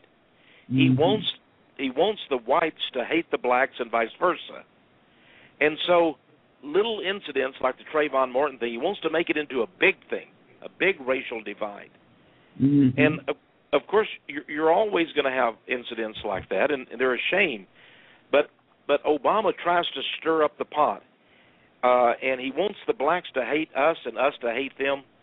And I encourage people, don't look in the mirror and say, I'm black, I'm for Obama. Don't do that. I mean, the same thing with the whites. We cannot hate people because of their race. This is what they want. And, of course, he will move in once the blacks and the whites start fighting each other. Then he will move troops in and say, I had to do this to end the strife and the divide. This is what I'm afraid is going to happen. And it's today here in the United States, you know, they say that some blacks killed a young Australian man and shot him in the back.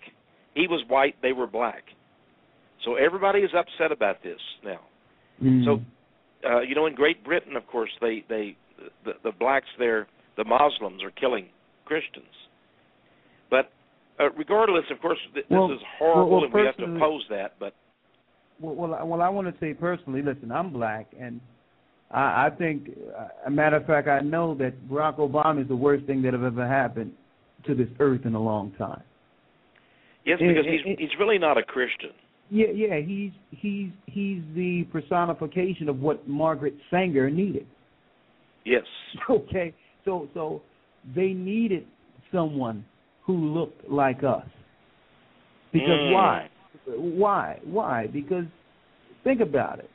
We were fed up with the political arena after 8 years of George Bush. There's no way you could have pulled us back to make us believe in this system again.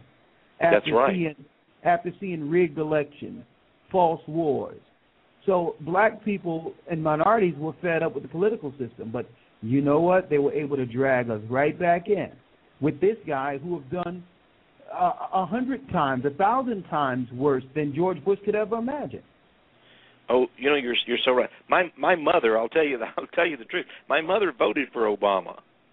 You know, she thought, well, he'll stop the wars, and he'll bring peace, and he's a good man. And you know, she was deceived. She's a white woman, of course. She voted for him. Now he don't have power. He don't have the power to stop wars.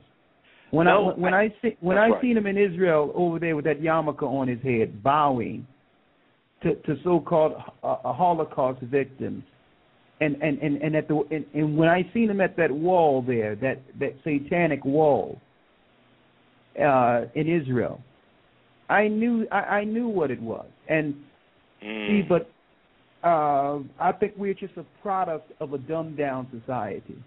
Of a society that's been so diverted, not knowing up from down, left from right. And really the only spiritual weapon that you would have against this would be those who are in Christ. And the whole Christian church has been deceived. Brother, you know, you're so wise in these things. I want to thank God for you that he's you know, awakened you to this. And let's fight together for goodness and truth here. Because you know, Obama, he's pushing homosexuality. He's very much for it, for homosexuality and partial birth abortion. All of these horrible things. None of these things a Christian would do. Even George W. Bush wouldn't do these things. But Obama is doing these things. So you know, I mean, he can be friends with all the movie stars that he wants, and all, but what they're doing in the Middle East, of course, is murdering so many Arabs, and they don't want peace to come. They want to destabilize and bring chaos. This is how Israel will be victorious. If they can bring chaos to Lebanon, to Syria, to Yemen, to Afghanistan, with our help, to Libya, these countries now will never have peace. They talked about the Arab Spring. This was the Arab winter, and they will all suffer because of the Israelis. And the Israelis are glad to see all of these things happening. It means less enemies for them. And the United States is over there. What are we doing 10,000 miles away fighting wars in the Middle East? I mean, what are we doing? We're about to go bankrupt, but the Fed Reserve is printing fake money, billions, trillions. We're giving it to the banks of England and Europe. We're supporting the whole Western civilized world with money, and it's counterfeit money. But our Fed Reserve has the power to do this, and so we have them in bed with Obama. And by the way, the Republicans are no better. Our Republican Party is corrupt. And so we're going to somehow, if Christians can wake up, but I'm trying to do that with the Khazar. I'm trying to tell them the truth, what DNA science has found about the Khazars, that the Jews are not Jews but are Khazars. And many evangelicals, if they'll wake up to that, I believe their eyes will be open to so many things. Well, I'll tell you what, we're going to do it together. We're going to continue to fight with the truth of Christ, and the light will shine through the darkness. And again, I want to thank you. And we have another show. Probably we can get you in on a month from now, just strictly on since it's been brought to the forefront. I remember 10, 15 years ago, the word Illuminati was unheard of, and I think that now they are tying Illuminati to Jay-Z when I mean, we really need to go into what the Illuminati is, and not this new culture of people just saying the Illuminati. So, I would definitely like to invite you on in the future, if you would be, if you would just give us a little of your time, because you have a wealth of information, and none of us can do this alone. We have to shine the light. We must sound from the mountaintop. We must lift up our voice like a trumpet and bring forth the truth. And it's been a pleasure speaking to you. I've been following you for a while as far as your literature is concerned, and it links right into the research we've been doing for years. So I would like to thank you. I'm proud to be with you, brother. And as far as I'm concerned, you're not black. You're not white either, because a Christian is born again. And in heaven, who knows what we're going to be. But okay. Thank God for you and your ministry, and you're my brother, and that's that's the way I feel about it. Well, thank you, brother. Okay, so thank you. We're going to open up the line, and of course, we got another show that's coming, Finding the Lost Tribes of Israel. But I'm going to invite you on that too. It's going to be a good discovery. Let's open up the lines. I know we got Elder Gabar in New York, and we got people worldwide that want to talk to you. So I'm going to button up my lips. I'd like to thank you again. And Gaja, before you go, make sure we announce his website, where we can find his literature, on and on and on, okay? All right, that's great. Mm-hmm. All right, thank you. Okay, well, we're going to bring some people on now, please. All right, remind everybody you are listening to the Search Engine International, powered by the Gathering of Christ Church. We're going over to New York with Elder Gabar. We'll take some more callers in. If you'd like to speak with Mr. Marrs and ask him a question, just hit 1, and I'll pull you in. We're trying to keep it down to 2 minutes so that everyone can come in and ask a question. Also, reminding the listeners that there might be some differences in your point of view or take. So we ask that we keep everything respectful. You understand? All right. So let's go over to Elder Gabar in New York. Shalom, brothers. How are we doing tonight? Well, man. Doing great. Well, I mean, enjoying the show. Thank you, Mr. TEXE MARRS, for joining us today. Well, my question is, I know that you are friends with Mr. Alex Jones, and also you've been on the show. As a matter of fact, there's a clip on YouTube that is there, you discussing the Khazarian deception, and I know he was listening to you and things of that nature. From your experience, what is Alex Jones' point of view on this on the whole Khazarian deception? Well, let me talk about Alex Jones. He is a very good friend of mine, and I would like everybody to think and do just like I do, but that's not possible, brother. But Alex has his own group. He's really pushing patriotism, fighting for the Constitution. He is really not in the religious field as such. I do respect that. I wish he would do more in this area. And so, he knows that what I believe. I think he believes much like we do. But that's not what he does. He doesn't, expose the Jews or any group. He talks about the Constitution, the United States patriotism, all those things. So I let him do his thing, and and I realize that he's in a different set, and maybe God is using each one of us in different ways. Yeah, I definitely believe that God is using Alex Jones to bring a lot of the corruption. Yes. And so everybody's playing their part, absolutely. But I was just curious when his point of view, and do you think that he's deliberately do not bring in the spiritual or the Khazarian deception because that may be the end of his career? Because what he says, I mean, he talks about almost every conspiracy known to man, and he's pretty much has been able to have a successful career for many years without being shut down.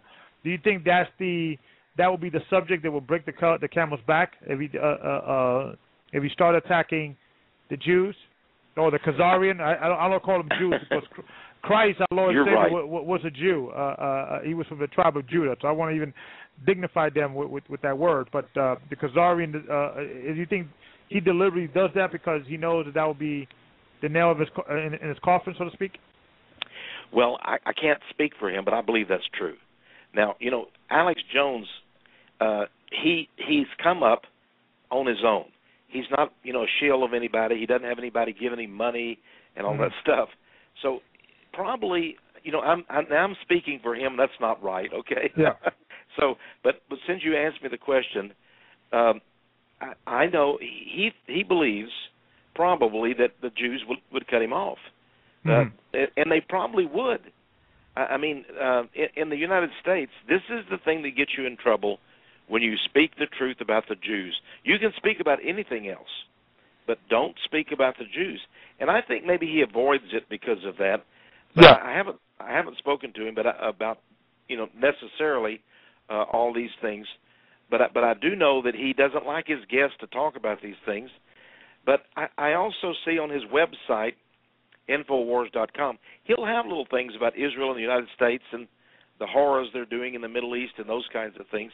He has negative things about the Jews, but he never comes out and, now I'm going to send him a copy of my new book, DNA Science of the Jewish Bloodline. We will see if he... Now, that show you're talking about, that you mentioned that's on the on YouTube, Yes. He surprised me.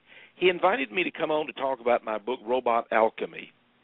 So I was, talking away with that, and then suddenly he says, well, tell me, he suddenly starts talking about the Jews and Khazarians, and that was he volunteered that, and so I was glad that he did that, and I kept talking about it some more. Yeah. But it's interesting that he did talk about it. That was his call, not mine. But I was thrilled that he did. I wish he'd have me on again to speak a whole hour just on this subject. Yeah, and I think also Christians have to really sit down and start talking and examining this, because I think that the ancient tribes of Israel have gotten a bad rap because of the modern Jews today. And, there's been it's a twofold. They're not the real Jews. We know that. No, we have sufficient evidence, DNA. We have sufficient historical data to prove that these people are actually Gentiles. They're not of the line of our Lord and Savior Christ, the Jews. Now,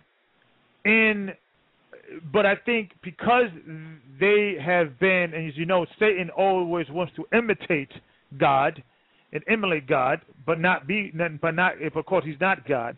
So I believe that the Jews are a counterfeit, source of the 12 tribe of Israel.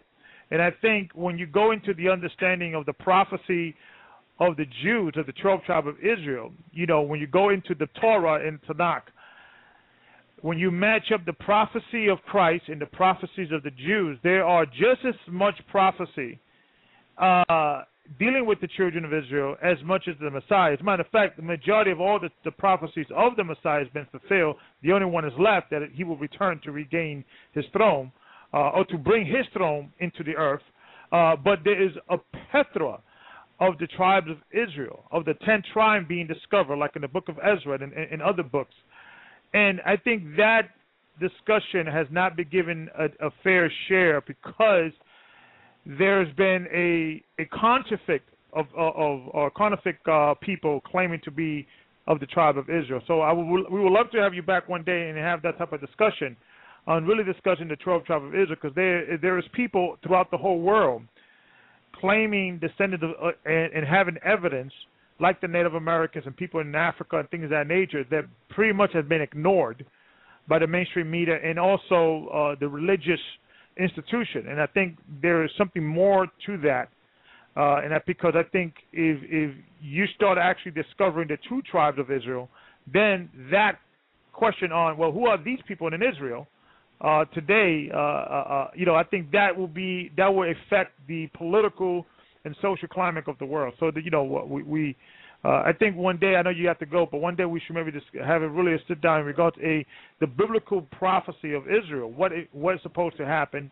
We don't believe that 1948 is the fulfillment of the prophecies in dealing with the Israel returning back to their land. But I think this is a discussion that Christians have to really have, and when a fair and balanced discussion. I think we as Christians should have that discussion. So I hope you come back, and I want to continue enjoying the show and listening, and I enjoy your work, and then I'll be purchasing your books, and I think I have some of your books as well, and please let us know your other books and your other endeavors that you're going to be engaging in. We would love to be involved with that, and more importantly, support that. So thank you, and I just want to say God bless. God bless you too. All right, that was Gabar over there in New York. Let's go down to the 253 area code. We have Brother Darnell with a question. Shalom, brothers. I wanted, TEXE MARRS, could you give us a breakdown on the all-seeing eye and the meaning of that? Well, the all-seeing eye, of course, it is the Egyptian deity, the sun god. And that's what he meant in ancient Egypt, and that's what he still means today. It's that, the all-seeing eye tells us that the false god is watching over us. So on our dollar bill, our $1 bill, of course, we have the Egyptian pyramid with the all-seeing eye there too. So this is it. This is the god mixed up with the serpent, with the Freemasons, and with the Jews, because really, when you get down to the Jewish religion, it is Egyptian in nature in the Kabbalah. So that would be the all-seeing eye. Okay, thank you. All right, thank you. Brother, just hit one thing. Thank you.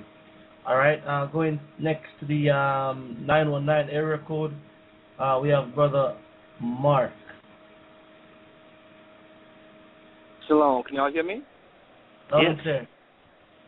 How you doing? I'm enjoying the show. Thank you, Mr. Marrs, for coming on. I don't really have a question. I'm have mainly an appeal. We have maybe several hundred white viewers that are listening to this show, and we have several thousand African Americans as well as other nationalities that listen to this show. And since we already know that the United States is already championing for a race war, my appeal to you, Mr. Marrs, is that since we have a small community of other nationalities that listen to this show, could you please do your due diligence? I'm asking, for the people that listen to you and are tuned into your broadcast and your works that you do for the Most High. Could you appeal to Europeans who are awake that, hey, even though the governments are championing for this race war, could you please tell them, look, there are several black people that are awakened, that are awake also, and that are on the side of justice and the Most High. Could you just are you appealing to them to let them know that, hey, this is not what we need to do as a people. We don't need to rise up against another nationality and get into this pulling up arms against each other. Our enemy is the government. That's right. Well, the people that I've listened to on this program today, the callers and Brother Gaja and all of the staff there. I mean, this is what we want. I'm a white person, but I don't really put that first. I put being a Christian first, and I know you do too. Amen. And if we had leaders like that, now I'm a little too old to be a real leader, but maybe I can talk at least. My mouth still works, my brain still goes. But if we had leaders like this, rather than the Republicans and Democrats and all of these false leaders and Al Sharpton and Jesse Jackson, but we need new leaders that believe in Jesus Christ, that will bring a real blessing to America.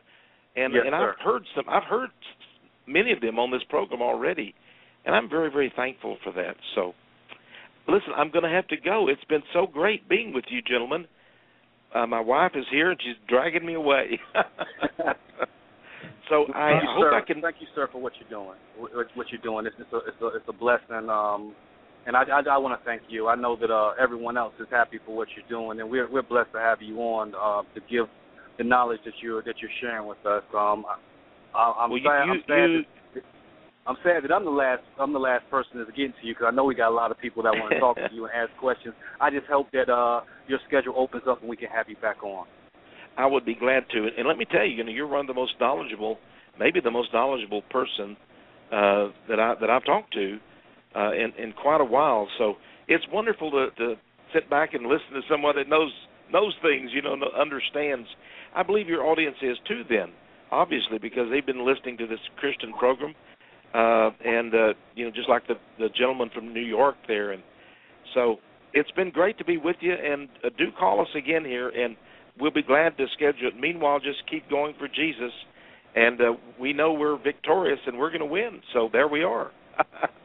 Yes, sir. Yes, sir. Elders, I want to say thank you for allowing me to be on. I enjoyed the show. Brother Gaja, you and I are Facebook friends. I keep in touch with you from time to time. You guys be blessed, and I will look forward to hearing from you guys next weekend, Most High willing. Well, God bless you brother. all. Bye-bye. Bless you. Okay, Mr. Mark. You have a pleasant evening. Okay, Gaja. Now the question is, Gaja, whether or not we'll be able to upload this without being canceled. Hey, I tell you what, I just got a message just literally real time a minute ago saying, listen, Shalom, having problems with radio broadcast via Skype, keep booting out. Anyone else mention having the same problem?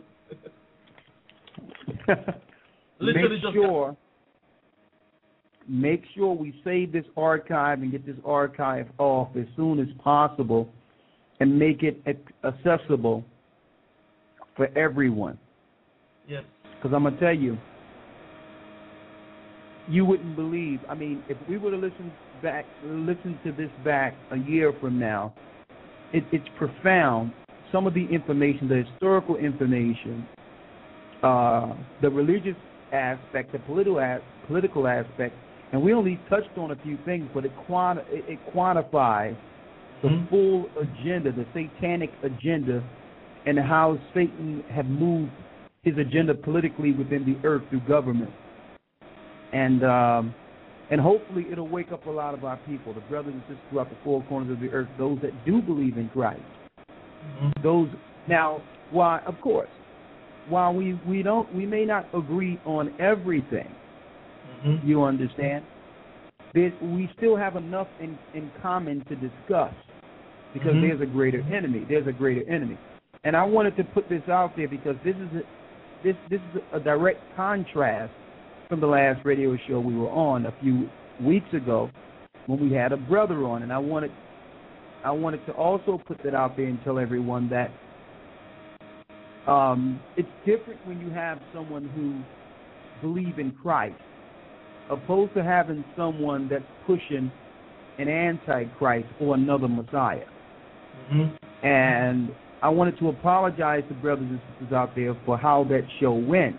But all in all, there's certain things that we don't want publicized throughout this show, because one of our listeners could fall victim to some of this heretical doctrine that can destroy you and not have you follow Christ. So I wanted to put that out there too. And also as well, my apologies as well to the listeners as well. It was largely on me, that show that night, and when I saw it going away, I wanted to end it. Understand me? I wanted to really just end it all together, because it was going away that it's counterproductive. It wasn't, it never sound right. And it's like when you say someone bringing if you're dealing with Christ, genuinely, there's always a common ground that we can stand on. Yeah. And if you're not doing that, then it always comes to the forefront. And usually the guest that comes onto the show, if they're not dealing with the truth, you know, we get there a lot quicker. You understand me? Okay, all right, you know. And I'll say this: some people, some of our listeners, and some people out there may think that, well, we should give someone more leeway just because they're black. And I'm going to say that's one of the, you know, that's ignorance in itself, to think that we should just give somebody leeway just because they're black. If a white person come on with truth, I'd rather hear what they have to say than a black person that would come on with more confusion. So it's about truth. It's about the truth. And, you know, and when someone is coming on in a condescending type of manner, in a disrespectful manner, and bringing an antichrist, it comes a time in which we have to use the power of that button we have with our Blog Talk show. We do have the power to mute or to reject altogether, and we have that power because it's our show. So, and I wanted to put that out there. Yes, we're respectful. Yes, we will invite everyone on, but I want people to know that it's about truth.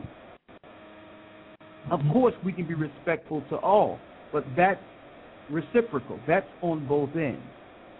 Okay, and I wanted to put that out there because the last show we had didn't go that way, and we're going to make sure the shows we have are clearly vetted and know who we're bringing on before we bring on, so that things don't blow up while we're live on air. Okay? So, if, I mean, I can take a few more calls before we go. Are we in overtime now? No, we about 45 minutes to go to overtime. Okay. Well. Yeah, the lines are here. The call is coming. Let's go. I'm gonna open the lines for a bit. I'll allow you to take some calls in, and we see where it takes us. Okay. I'm gonna go down to the 757 area code, and we have Brother Rick who has questions. Hey, shalom, brothers. Hello. Shalom. All right. I have more. It's more of a question and kind of a comment. I've been in this truth since about 2008. That's when I first came across you guys, the Gathering of Christ videos, when you guys were street preaching. Well, Elder Rawchar and others were street preaching. That's when I came across the truth.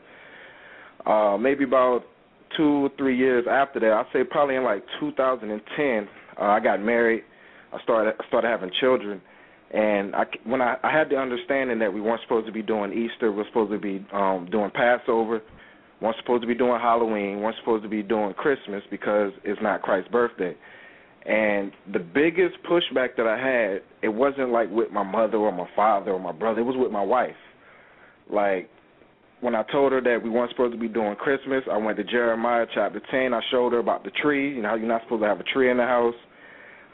Pretty much, I done show her everything that, you know, she would need to know to say, okay, we shouldn't be doing this. But the biggest pushback was Christmas. You know, I even came to a point where I told her, I was like, I don't want a tree in the house. And she was ready to divorce me, leave me, move out. And I didn't know what to do. Well, it resulted in us not getting a divorce. We didn't have the tree, but ever since that point, it's been total, I mean, excuse my language, it's been total hell in my household because I have the understanding of the truth, and even when she sees the scriptures, she can't follow it.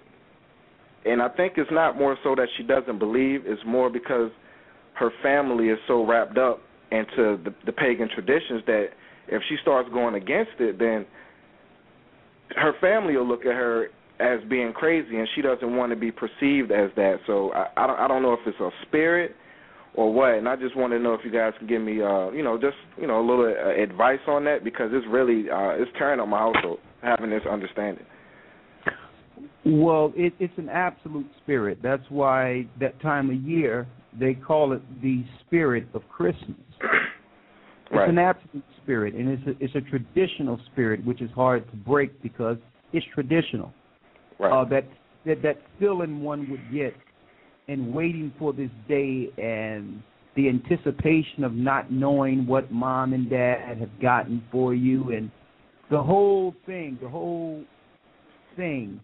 leads to some level of tradition that you want your child to feel what you felt when you went downstairs that Christmas morning and all the toys and plays.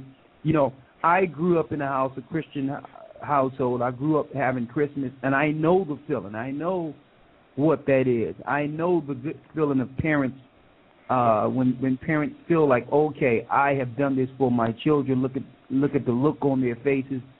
So all those things cannot be replaced because traditional wise, because they've had thousands of years to perfect this particular tradition since Saturnelli. Right. See, and so, but what I'm saying is the answer to you real quick is to find a way to replace that feeling with the truth. And when I say that, you can sit down and say, okay, I know that you want the tradition of Christmas, so let's compromise here. Right, and you know what, Elder? I tried to do that because my son, he's a straight A student. I said, okay, well, being that I have the understanding that we're not supposed to do Christmas, how about this? During the year, my son gets good grades on his report card. Let's get him things throughout the year, so those things that he would want for Christmas, he will already have it. See, but she just still couldn't not do it. Replacing. No, because that's not replacing.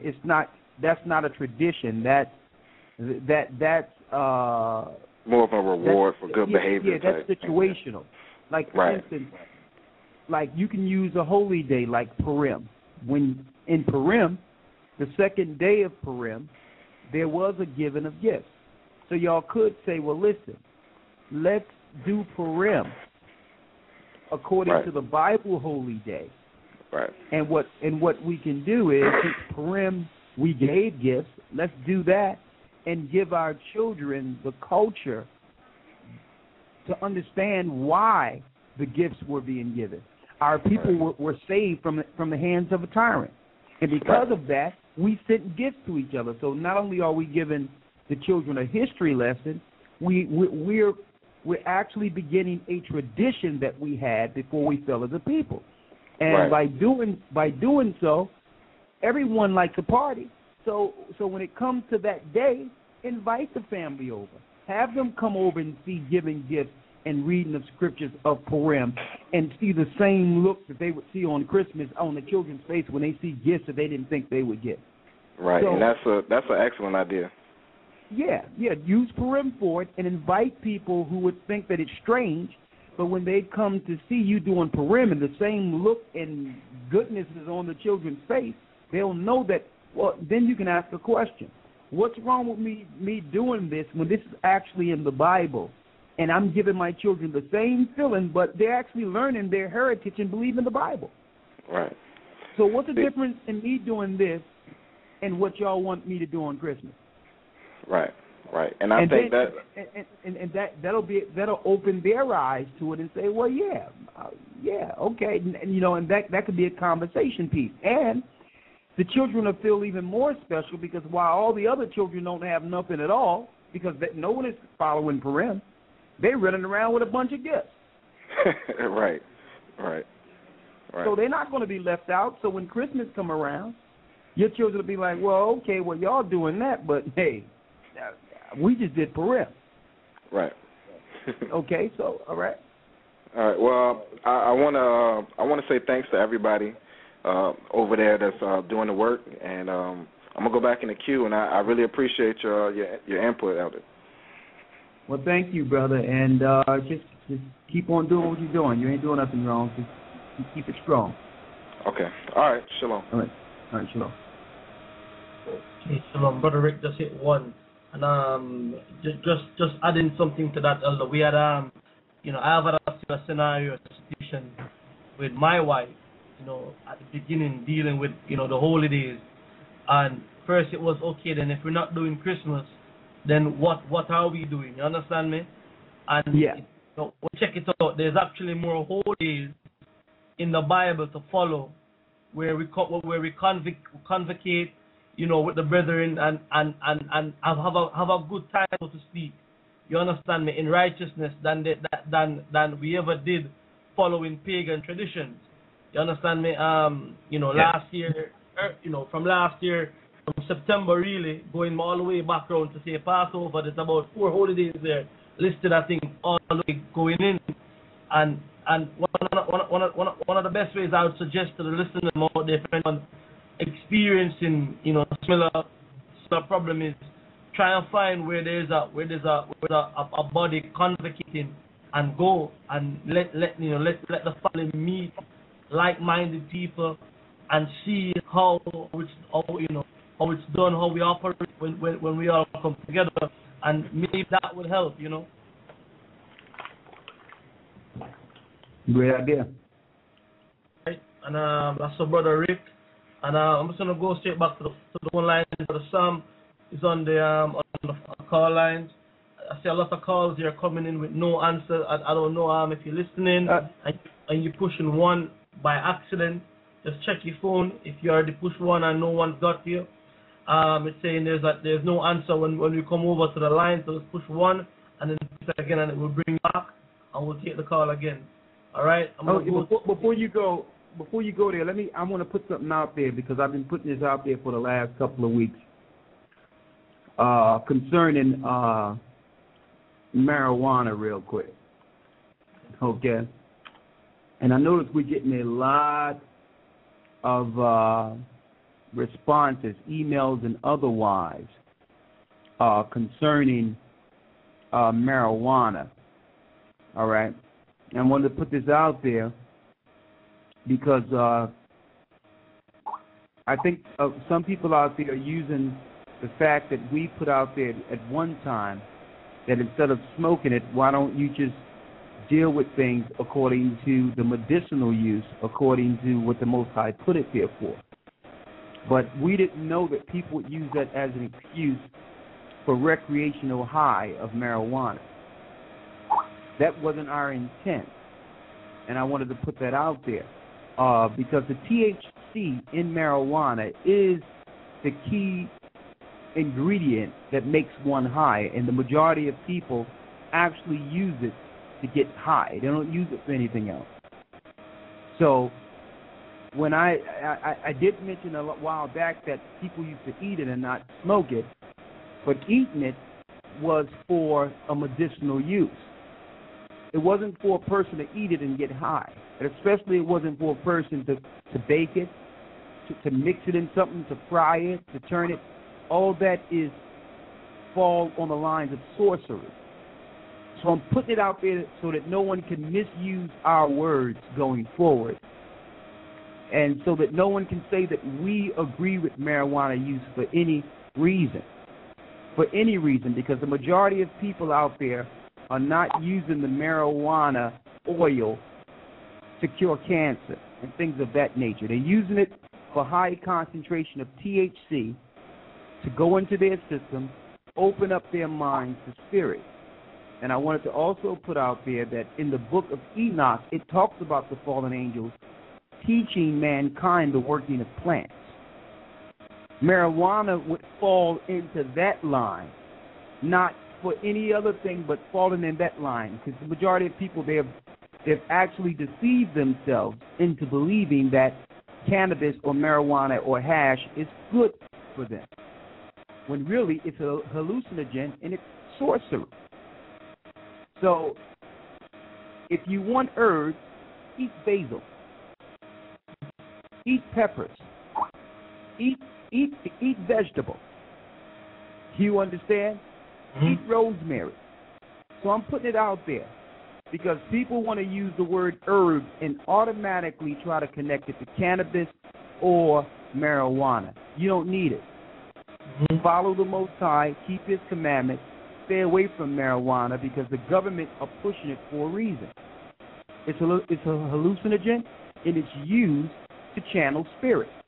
That's why it's in your society, and that's why they've made it illegal so that they can push it and make more money off of it. And also, I did the research and found out that marijuana is also in the satanic book of the Goetia, which is the book the government used to put the whole earth in a trance. So I'm just putting, some people use hash. Hash is a condensed part of marijuana, which is certain leaves that got a higher dose of THC in it, which is a higher hallucinogen. We are not supposed to be dealing with it at all. 100% zero, we are against marijuana. And I want to put it out there. If someone want to decide to do it, of course, you can argue it and continue to get high if that's what you want to do. But we want to tell you our stance on it so that no one can use anything we say going forward to think that it's okay according to scriptures, because it's not. So I wanted to put that out there. One of the things I was getting from some people saying that why they were using it was because of pain. And I did some research as well, looking into natural pain remedies. And one of the things that came up as an excellent source was oil of oregano. And you can check that out. Just make sure that you don't have an element that would be adversely to the oil of oregano. But it's like it's excellent. You mean oregano? Oregano, same thing. The oil of oregano. But still, a person would still have to check and see if that's something that that works with them health-wise. So still, we can put out things and say, but you still got to find out what's best for you, whether or not it can harm you. We're not doctors here, but what I would say is, using marijuana is off, 100% off. There's nothing righteous about it. The disciples didn't do it. Christ didn't do it. Okay? The prophets didn't do it. Okay? All right. Just head over to the line. We're on 51 area code. We have Brother Francis with a question. Hey, good evening. Hello. Yes, sir. I have a question. My question is, the Jews back in the days, Christ told specifically that they worship the devil or Satan, which the brother earlier mentioned. Are they the same Jews of today, the Khazars? What's the question? I'm asking the Jews of the time, in the time of Christ, are they the same Jews that are now in Israel, the ones that we call Khazar Jews? Or some what is of them. Israel? Oh, some of yes, them. some of them. After the Herodian dynasty, you had Antipas, which is the father of Herod the Greek, who was an Idumean. Right. A little before that, earlier in the years before that, around 150 BC, you had Antiochus Epiphanes go into the temple and destroyed the temple and took out and killed all the priests and only left about 9-10 of our people there, and started bringing Gentiles into the temple. So by the time Antipas got on the scene, there were a lot of Gentile or Edomites within the temple, even time before Christ. So don't forget, Herod the Great was not a Jew. Herod the Great was an Edomite that was set up after his father Antipas was put in by Julius Caesar. So the Edomites were there a good, I would say 70, 80 years within the Sanhedrin and the Pharisaical sect, well before Christ was on the scene. So when Christ says, "Ye of your father the devil," it was the remnant, it was the Edomites who have infiltrated within the temples he was speaking to. Because don't forget, he said you were a murderer from the beginning. Now, who was the first murderer? Cain. Who did Cain murder? His brother Abel. So he was actually telling Esau that, okay, I know that you're going to murder me. I know you're going to try to kill your brother Jacob. Okay? Well, yes, thanks, man. Thanks a lot. You're welcome. Good understanding. Thanks. So just for conversation pieces, because you have to realize there was conversion before Causaria. The only reason we mention Causaria is because that's the latest conversion. That's one that we can immediately bring forth according to history to show one of the conversions that's documented. Now, there's many conversions that we can look at. of Edomites converting into what you would call, quote unquote, Judaism. But we use the Khazarian because it was the most recent, and most historians have that history intact. You understand? So that's why we usually point to the Khazarian, because most know about the Khazarian, but there were many conversions before that. As a matter of fact, Herod the Great being over Israel itself is a conversion, because that was the first time an Edomite ruled over Israel. Okay? Okay. The next caller is from the 904 area code. Sister Olivia with a question. Shalom. Shalom. Could you guys hear me? Yes, go ahead. Okay, I just had a question. I wanted to know, would Panama be a safe place to go? Well, hello? Well, when it comes to Canada oh, no, is actually... I'm sorry, not Canada, Panama, like the island. You mean Panama? Yeah, Panama. You mean Panama, where the canal is, down at Panama? Yes. Yeah, that's a nice place. Okay. That's a nice place. I have my grandmother, well, she's like my grandmother-in-law, and I just had another question. Well, not really a question, but a request. I want to know if you guys could say a prayer for me, because I'm expecting to have my daughter this weekend, but they're trying to tell me that I have to have another cesarean section. Otherwise, they said I could, like, rupture my uterus or something, but I know a lot of people that have, like a vaginal birth after a C-section. Yeah. But I just want to know if you guys could say a prayer for me, because they're just trying to, do whatever they want to do. And I really can't. Well, are you feeling normal right now? Do you feel that something is wrong? No, but they told me that they don't like to do them. And I wasn't able to get a midwife because I'm under Medicaid, and they don't pay for midwives, basically. At the hospital where I was going, they stopped the midwife program. But it was weird because they just recently cut me off of health insurance on August 9th because they told me that I needed to bring in my boyfriend's pay stubs, which I don't think had anything to do with it because he didn't apply with me. So I don't know what to do because, they told me, I could die, basically, if I don't have a C-section.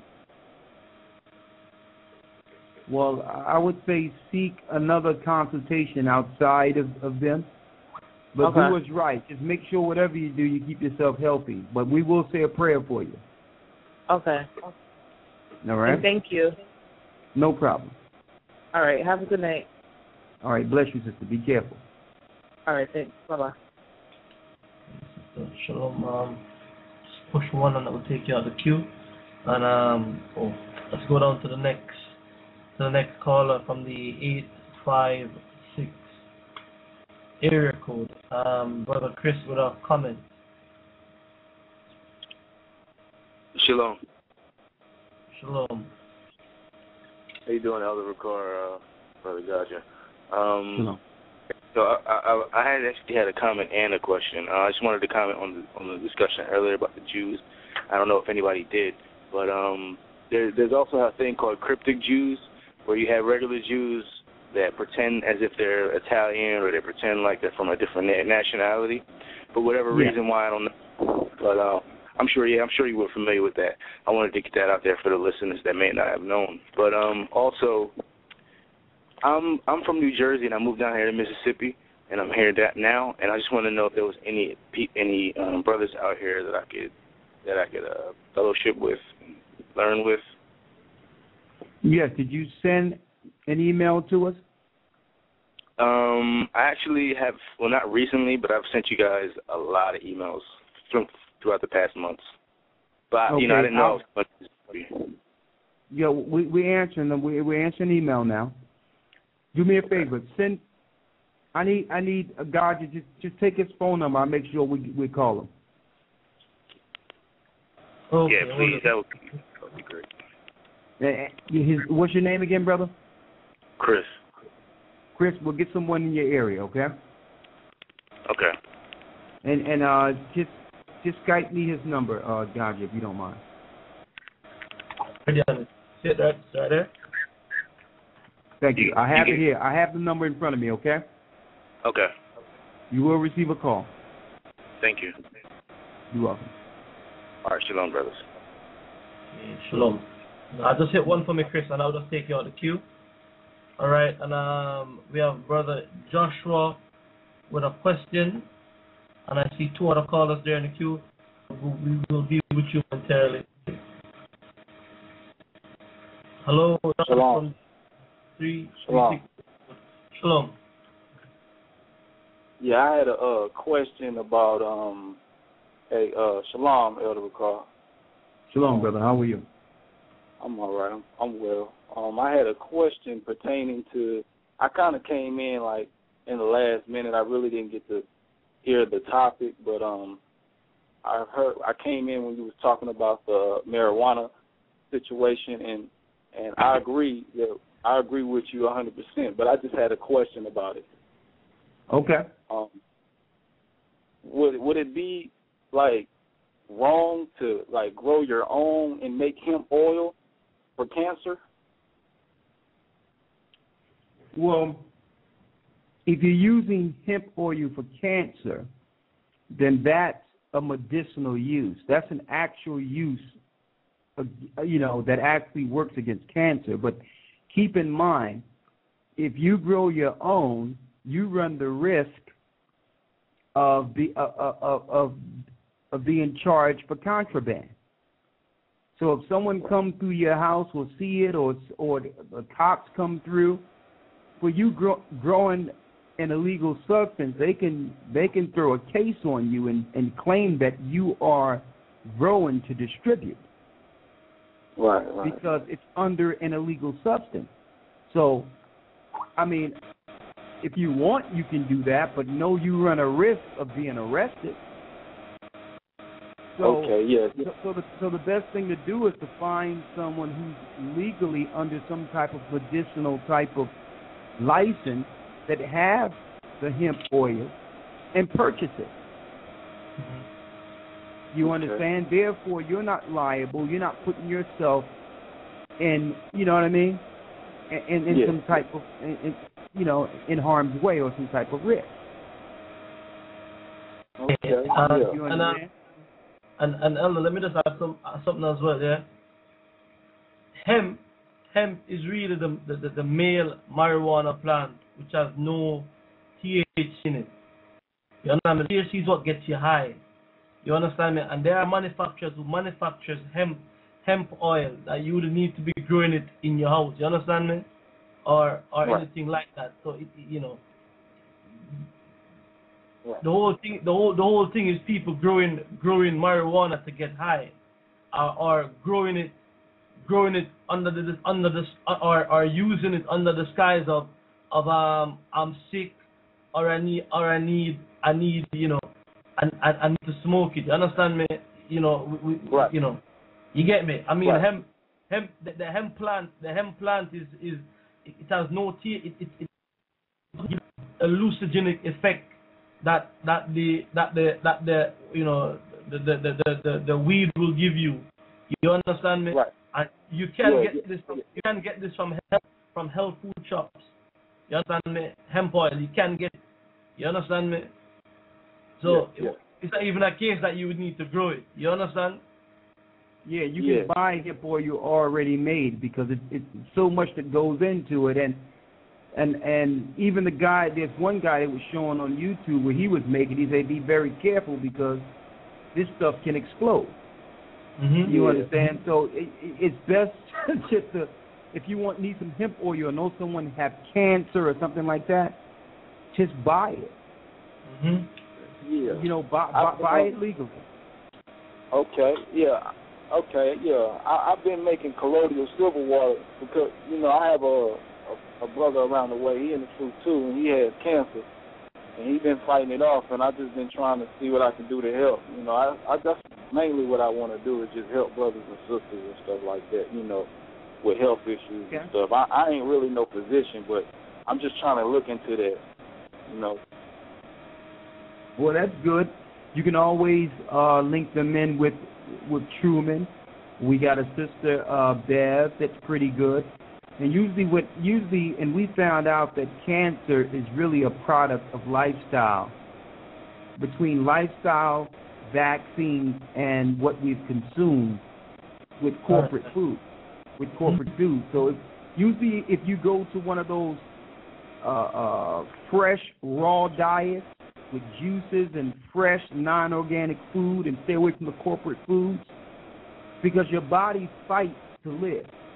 So if you put the right things in your body, drink a lot of water, and put the right herbs, legal herbs, in your body for healing, then it can destroy the cancer. But it's a life commitment. It's a commitment in which, because it took a long time for someone to get to that stage of cancer. You understand? So it has to be a life commitment to say, you know what, I'm going to put the right things in my body to live. So that's the start, because you can treat the pain, you can treat the cancer, but if you're still dealing with the same lifestyle and consuming the same foods, eventually the foods are going to kill you anyway. Right.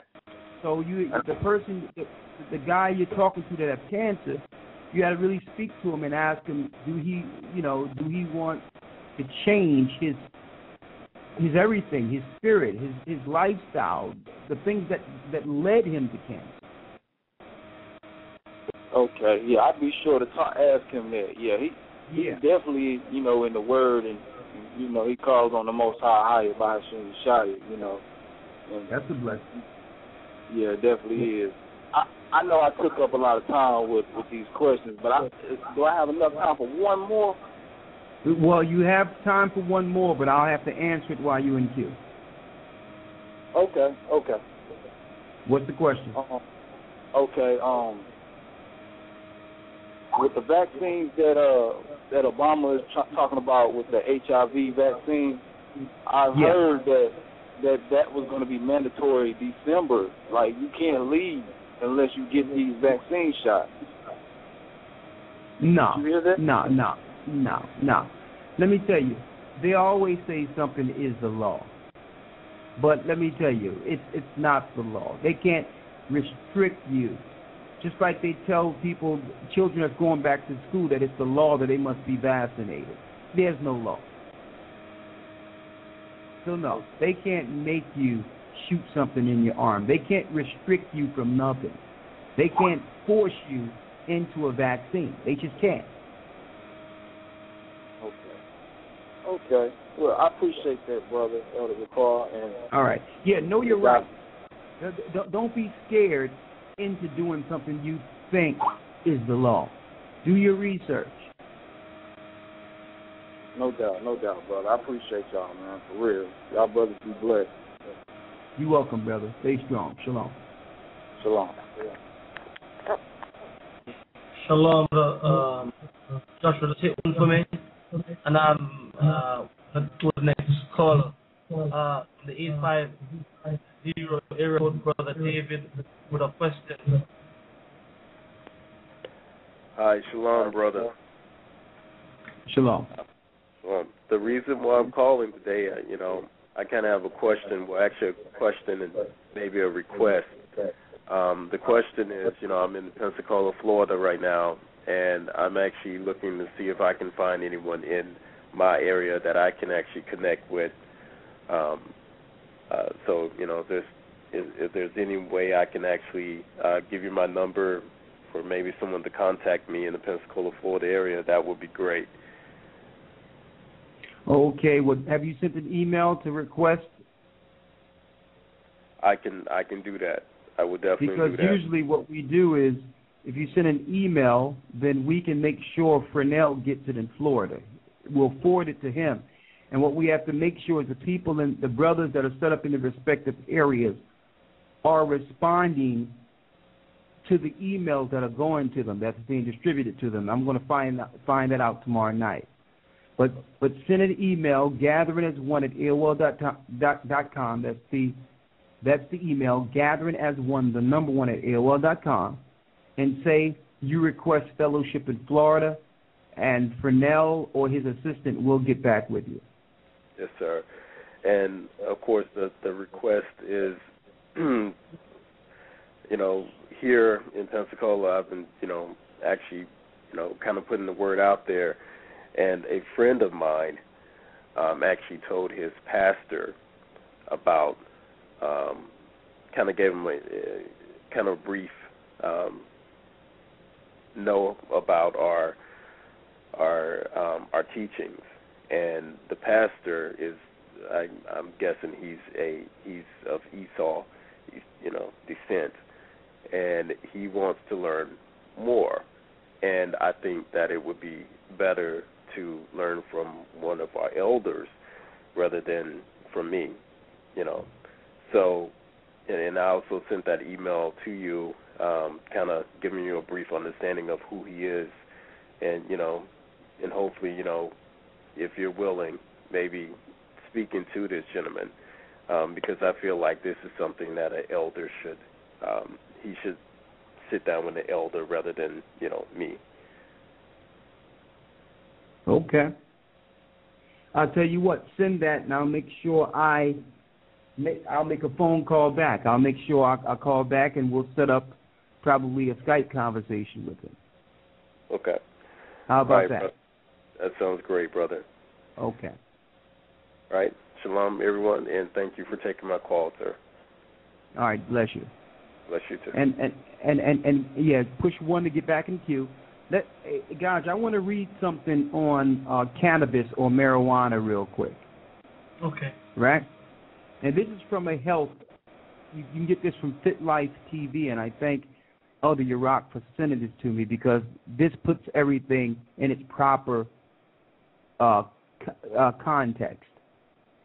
It says, contrary to popular belief, the marijuana plant is a whole lot more than just a psychoactive drug that stoners use to get high. In raw form, that means strictly straight off the plant, just like you would peel basil or something like that, not putting it in oil and mixing it on your stove and mixing it in stuff and all that. It talks about raw. In raw form, marijuana leaves and buds are actually loaded with a non-psychoactive antioxidant, like you were saying, Gaja, anti-inflammatory, and anti-cancer nutrient compound known as cannabidiol. Now, keep in mind, this is CBD, and keep in mind, this is not the dried leaf in which they use to get that drug, that hallucinogen. Cannabidiol, CBD, that is proven to be a miracle superfood capable of preventing and reversing a host of chronic illnesses. Though they may not have heard much about it, the CBD found in the marijuana plant is technically just a vegetable, by the way. Is a highly medicinal substance with unique immune-regulating capabilities. So when years back when I say, well, you can eat cannabis and eat marijuana, this is what we were talking about, okay? Where there's no hallucinogen in it at all. It's not dried out. It's not concentrated to get high. It's strictly used as a leaf, just like basil, that they would use in solids and things of that nature. But it's a shame that I'm afraid to even say that, knowing how someone could actually extrapolate like a part of what I'm saying and say, okay, I can get high now. So you understand? So I want to put out there that this thing deals with autoimmune deficiencies, on and on and on, but this is regular green cannabis. It's not dried out. It's not, nothing is done to it. It's picked off and thrown in solid or juice and stuff like that. It's not cooked up. And I want to put this out there on, there's some hash stuff, hash sticks and all that stuff. All that stuff is all. This is what it's talking about. This is a regular plant, and it don't have no hallucinogen qualities in it at all. So I wanted to put that out there. Okay, guys, you got it. I'm sorry about that. The mic's on mute. Yeah. Let's go over to the next. So I just wanted to put out that way it's no THC, which is what people use to get high. Yes. Okay? and it's similar to like when you fluoridate water and you boil it, you actually compound the chemical properties within it more, make it stronger, make it more lethal. Same thing with marijuana. You start burning it, you add something to it that was not there originally, and then that's the killer. Okay.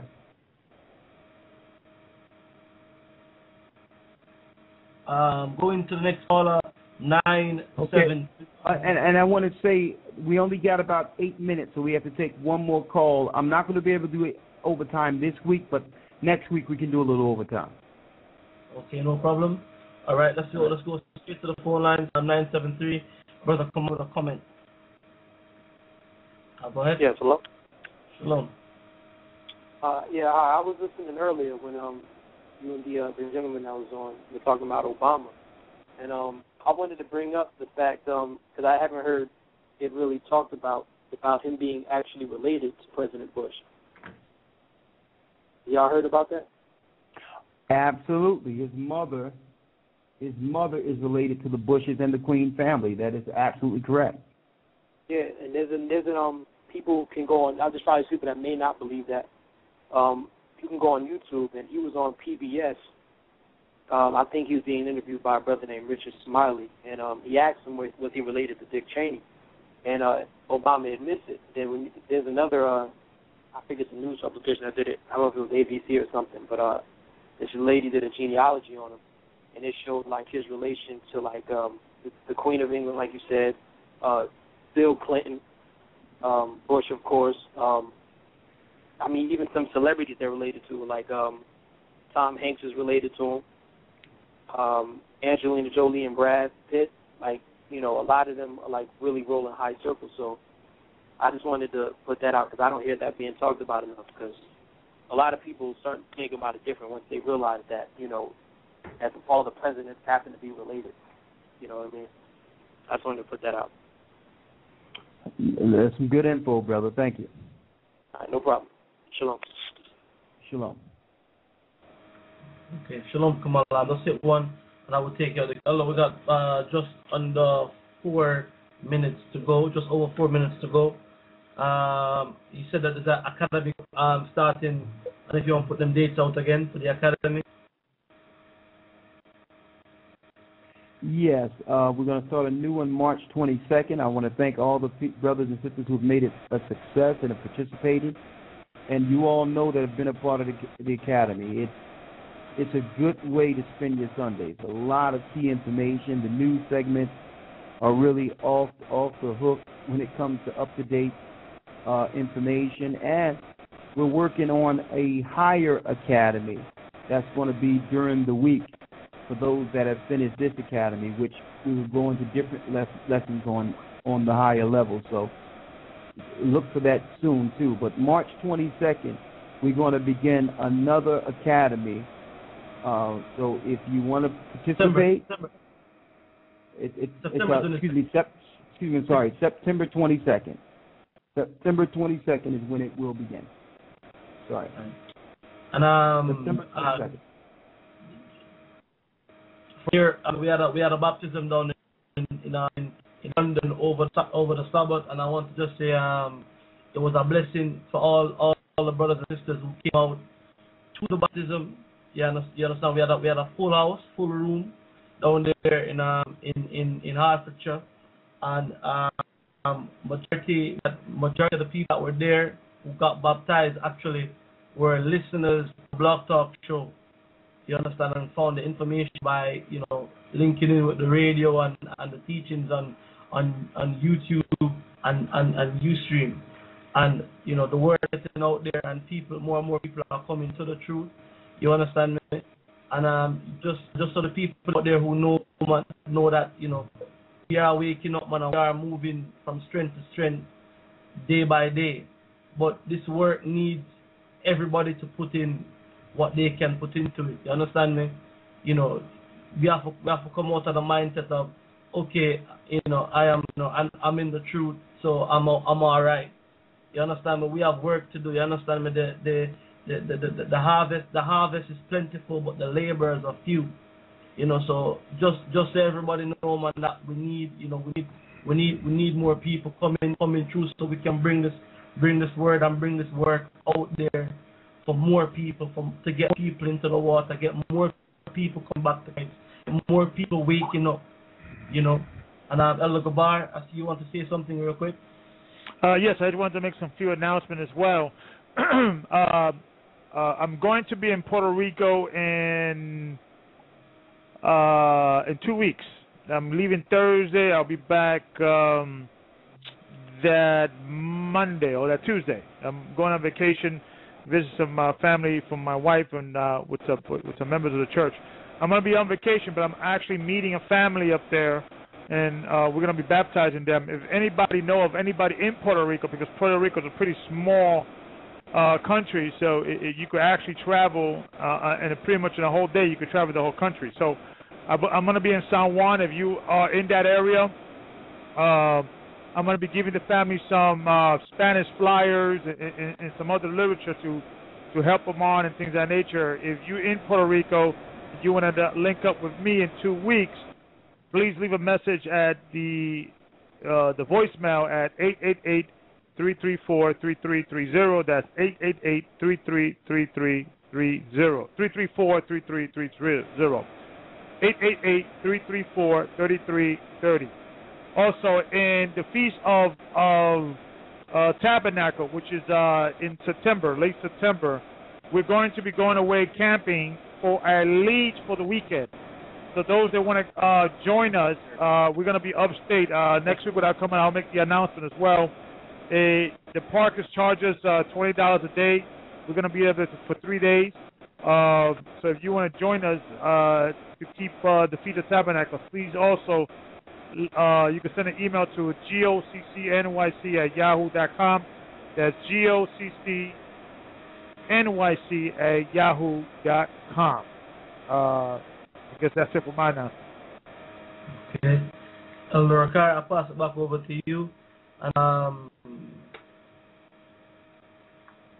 Well, okay. Well, it's been a blessing, and you know, Elder Gabar is doing some great work. You're doing some great work there, and we'll soon see Zion. And yeah, we're also going to be dwelling in booths at the end of September also. So that's in the spirit. So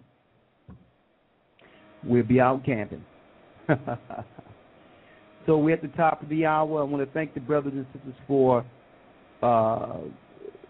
listening this evening. I want to thank TEXE MARRS, all the listeners, all the brothers and sisters. We'll soon see Zion, and we're back. And hopefully we're back to stay, and we'll see you next week. Thank you, Brother Gaja, and much love to you. Come on, my brother, man. I look after yourself. Speak soon. Shalom. Okay, shalom.